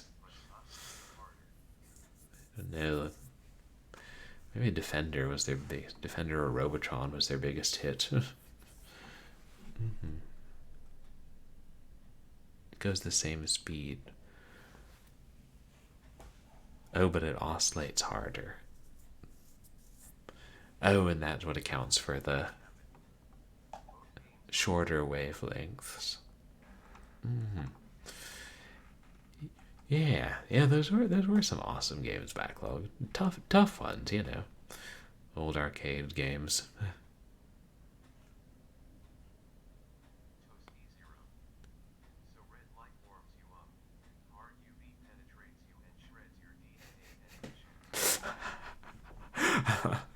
Well, red light warms you up, and hard UV light penetrates you and shreds your DNA and tissues. That don't sound right dangerous. Yeah, built to take it up to a point. We still get sunburn. Right, tanning beds backlog. Ah. Our bodies automatically have, are we evolved with anti-cancer mechanisms?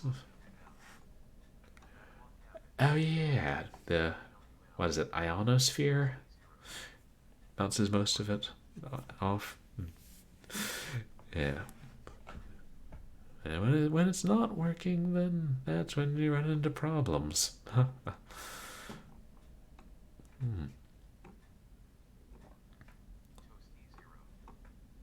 But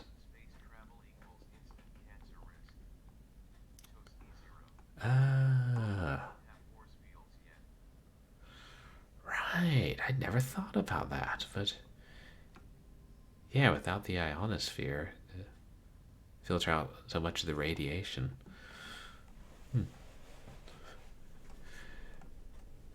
Yeah. Another thing that makes space dangerous, as if space wasn't dangerous enough. Yeah.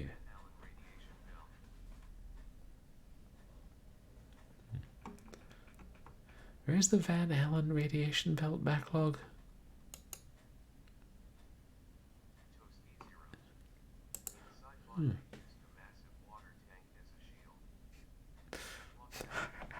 Space.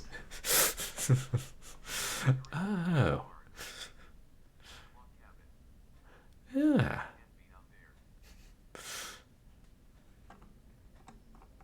Yeah, that's why we can't be out in space. Well, that's interesting. Wonder if that would work in real. Because, yeah, doesn't water block radiation? Just, at least to some degree? I think I recall them telling us about that in middle school. You'd have a lot of water.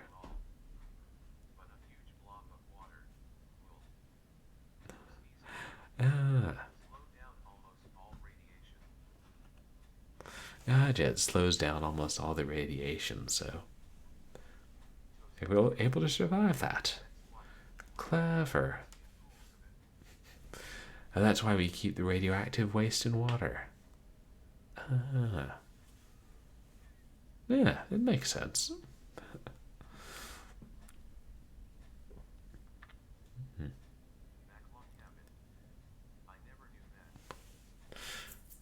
I wonder how much water you would need to block most of the radiation.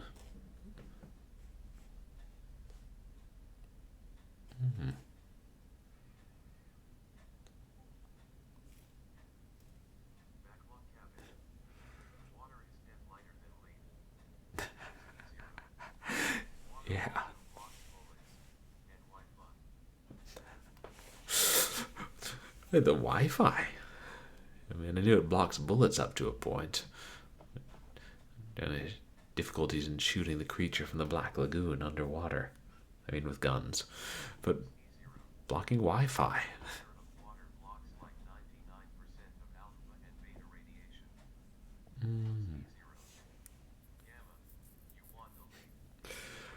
Okay. It's like the water will block the alpha and beta radiation, but the gamma waves would still get through, and we need lead to block it.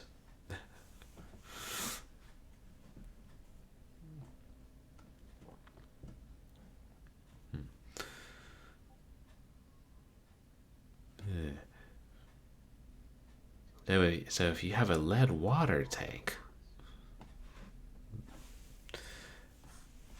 okay, gold can also block gamma radiation.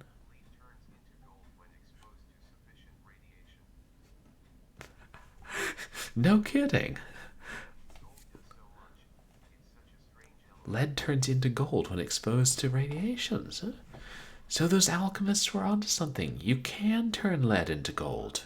Ah. Yeah. I imagine it had to be a lot of radiation. Oh. Yeah. Didn't think about that. Then the gold's radioactive. Yeah.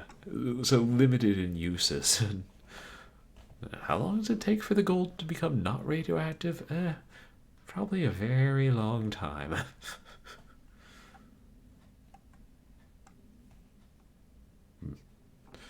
And then you can't do much with it other than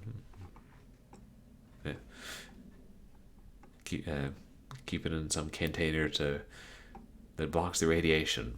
But you can still point it and say, "Yep, that's gold in there."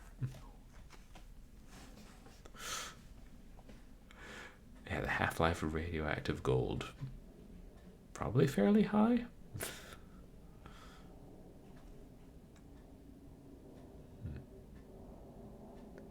It's fascinating. Another interesting fact about gold. Well, lead. Gold and lead.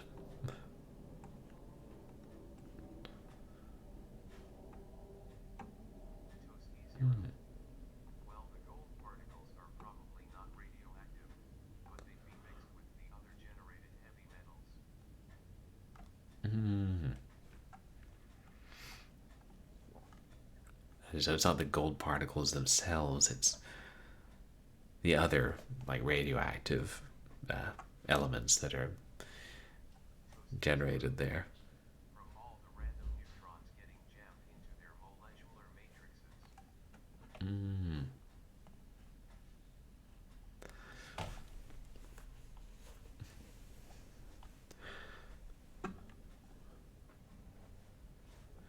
The neutrons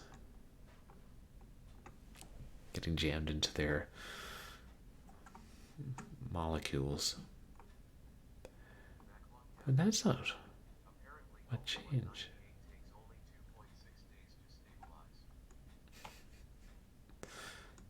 Gold 198. Is that a type of radioactive gold?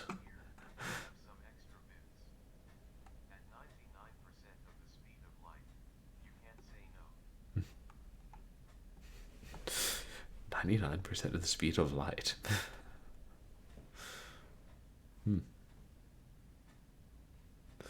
Yeah, just not time to say no when the extra neutrons are getting thrust into the molecules.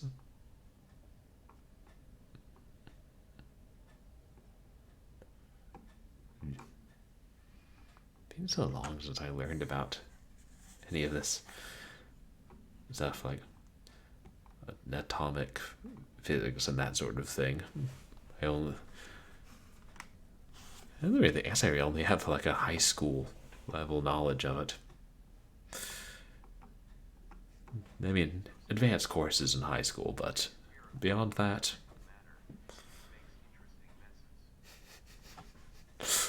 when you tear apart the fabric of matter, it makes interesting messes. That's well put. Hmm.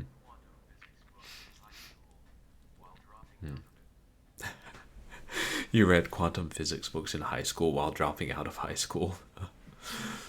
Eh, I mean, I enjoyed science up to a point, but there's so much more interesting stuff like theater and books. I mean, like fiction books. That's how I spent a great deal of my time.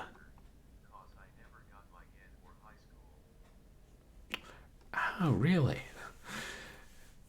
So even though you're so qualified, you couldn't work as a factory worker because they require your GED or a high school diploma.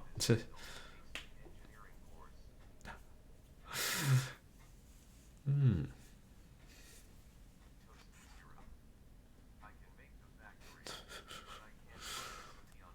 that's wild. You know enough to make the factory, but you can't actually work in it because of their prerequisites. Yeah.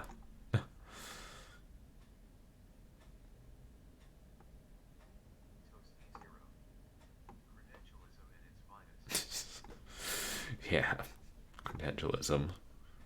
Well, I think I'd say that story right there shows that,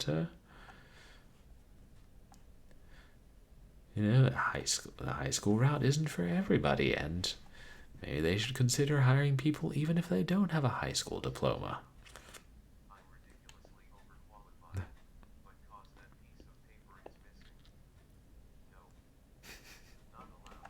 Now, all about the piece of paper, all about the rules. Yeah, it is kind of funny in an ironic way. Yeah, I figured you didn't really want to work in the factory,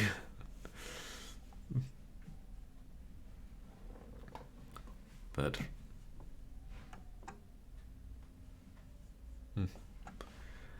it makes you think about people who probably aren't qualified to work in the factory and could, but aren't able to because of those requirements.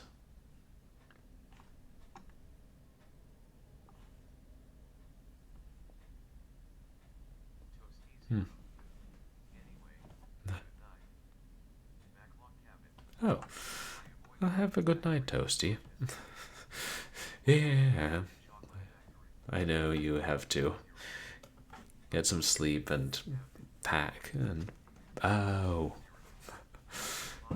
yeah. And I was probably gonna wrap up anyway. It is. Oh shit, it's midnight. How the hell did that happen? The days slip away. Yeah. I was working at a chocolate factory. Interesting backlog. It's 3 a.m. there. Uh,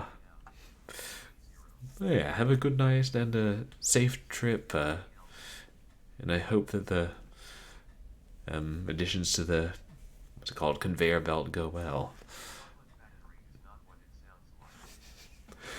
Oh, come, backlog. I've read Roald Dahl. I think I know what chocolate factories are like. Hmm. I think any other chocolate factory in fiction that I can think about. None's coming to mind. Mm.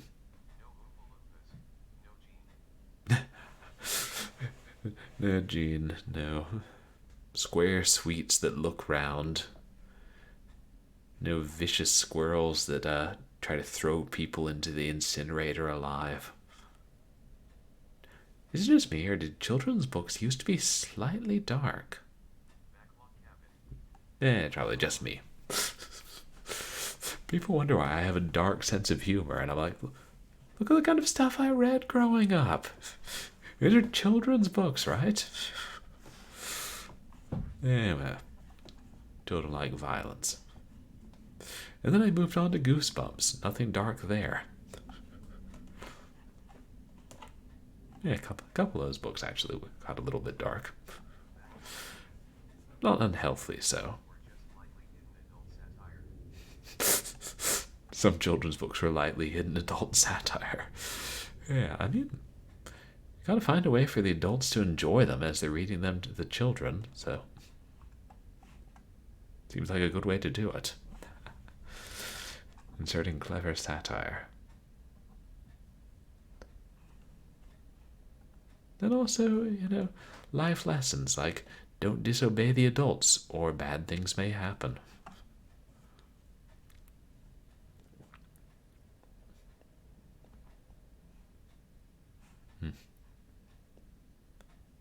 Yeah, I probably should wrap up and find somebody to raid.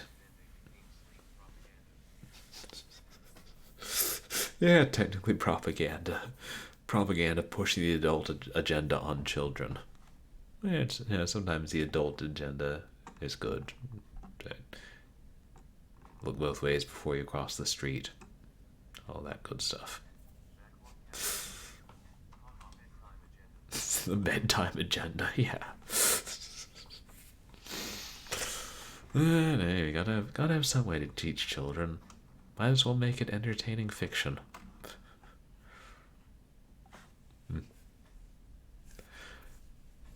And then there's the sequel to Charlie and the Chocolate Factory. Got even weirder. I'm not saying it was aliens. It was aliens. Aliens wrote the book. Now.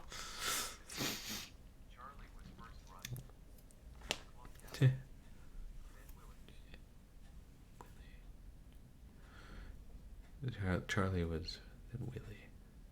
Oh, yeah, Charlie and the Chocolate Factory was the book, yeah. The original.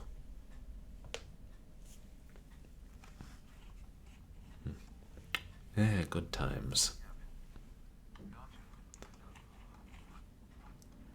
And then Charlie and the Great Glass Elevator was the sequel.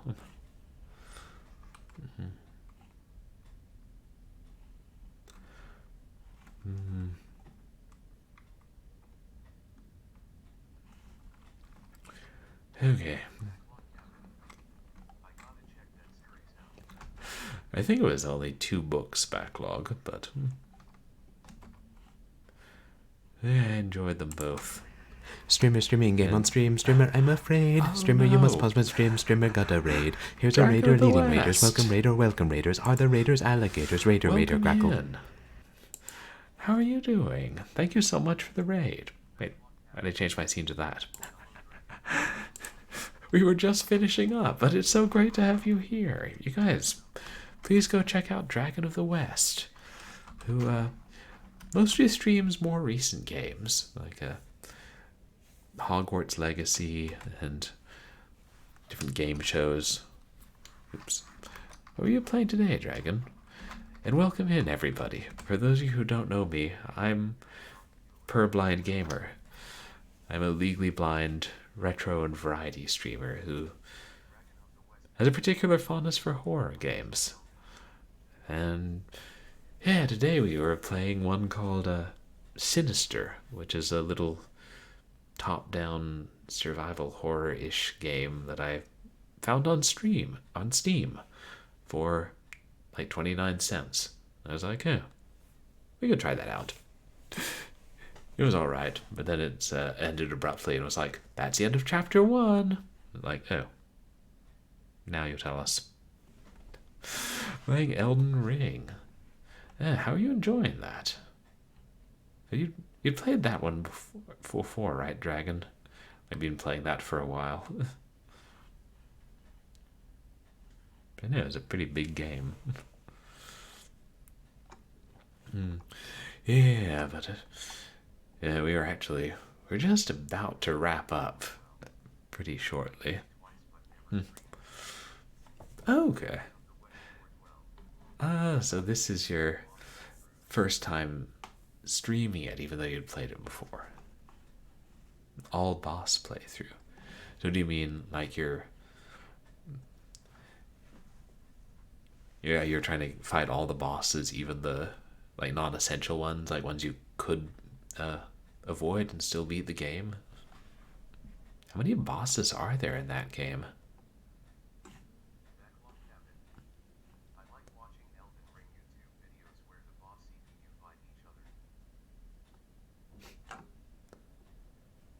Or the boss? CPU. Oh. Wait, are you saying you're able to get the bosses to fight each other in Elden Ring? Kind of like in Doom? Wow. 165 bosses. I mean, I knew that game was big, but that's just, wow. That's gigantic. Like, are there any enemies that aren't bosses in this game? It's like the most boss heavy game since what's it called? Alien Soldier. I could probably find a better point of reference if I did research. I see. Oh, so it's not in the game, but people are able to, like, basically create mods and get the bosses to fight each other. Yeah. I know that's terrible, but that's what I think of, because it wasn't even released in the US. I think it was released in PAL territories. I got a bootleg copy eventually. It's like this old run and gun for the Sega Genesis / Mega Drive.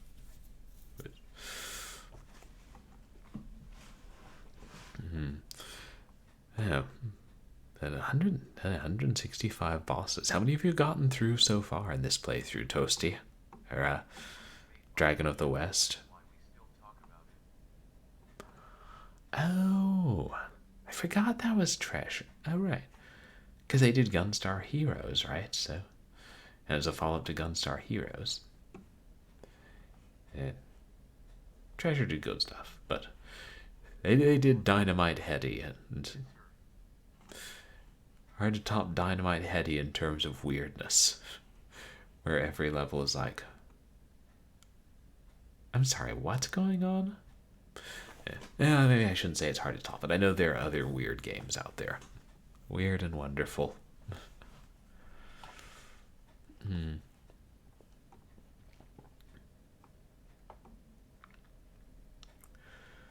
Yeah. But yeah, we were kind of wrapping up. It's after midnight where I am. I got a late start today. Maybe I mean late all day. I slept late. I'm behind on what I was trying to do. But then me and my roommates watched Everything Everywhere All at Once. And I'm like, I can see why this won Best Picture. It is utterly fantastic. Highly recommended. Oh, it's really good. Yeah, that was one of the ones that I like specifically wanted to see, and afterwards it was kind of like, oh, it's a shame I missed that in the theater. But one of my roommates had it on Blu-ray, so that was fun. Yeah, I know. Every year I only see a few of the Oscar nominations, but and when I do, they're usually good. Yeah, that's one of those movies I'm sure I'll end up rewatching periodically. Yeah, Parasite. I did. That was good. Actually, my roommates and I went to see that. I think it was when it was nominated or when it won. There was one of the theaters still showing it, so we went to see it. I'm still waiting for us to get a dub of that, though, so I don't have to mess with subtitles. That'd be nice.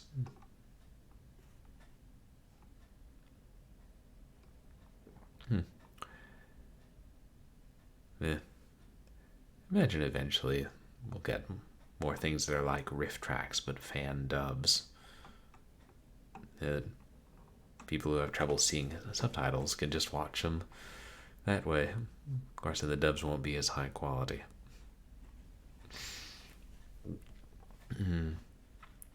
But yeah, we'll go ahead and find somebody to raid.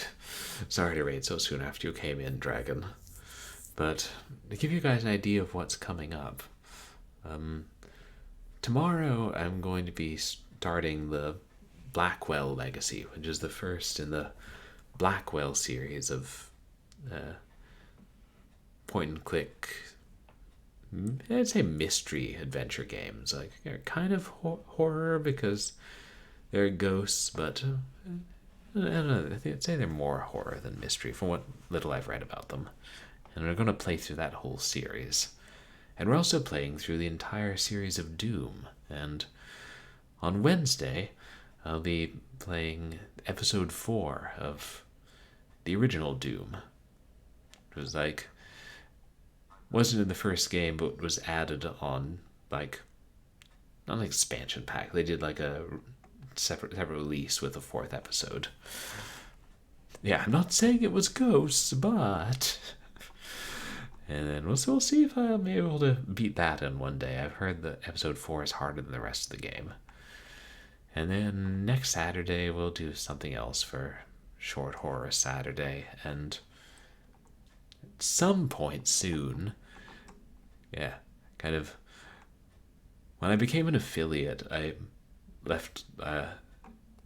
made some like ridiculously high level channel points reward, like, because I'm like, nobody will ever get enough channel points to be able to redeem that. Somebody got enough channel points and redeemed that last stream, and it basically involves me playing a pornographic text game from the 1980s on stream, so maybe I'll actually have to do that. Or the PG-13 route in the game, so... But hey, I'm told that Leather Goddesses of Phobos actually has very good writing.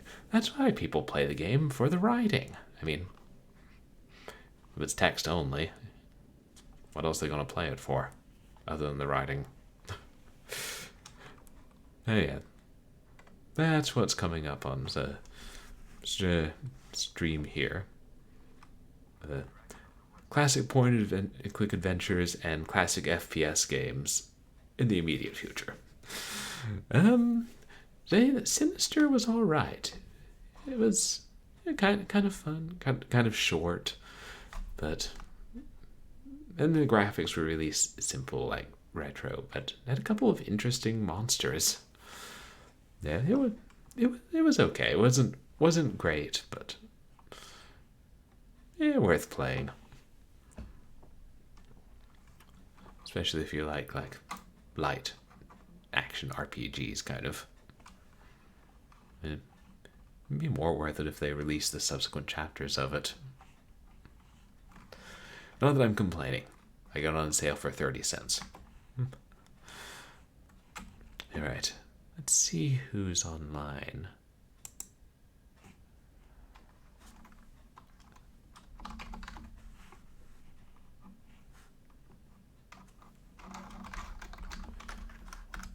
Oh, no, wait, I know who we should raid.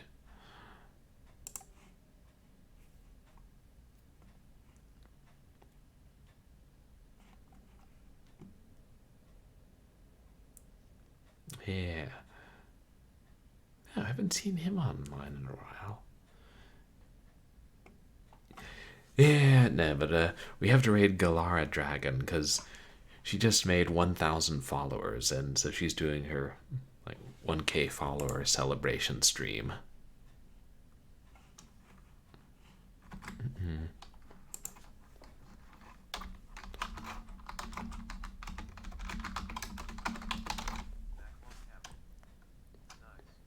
Yeah, 1,000 followers, that's a lot.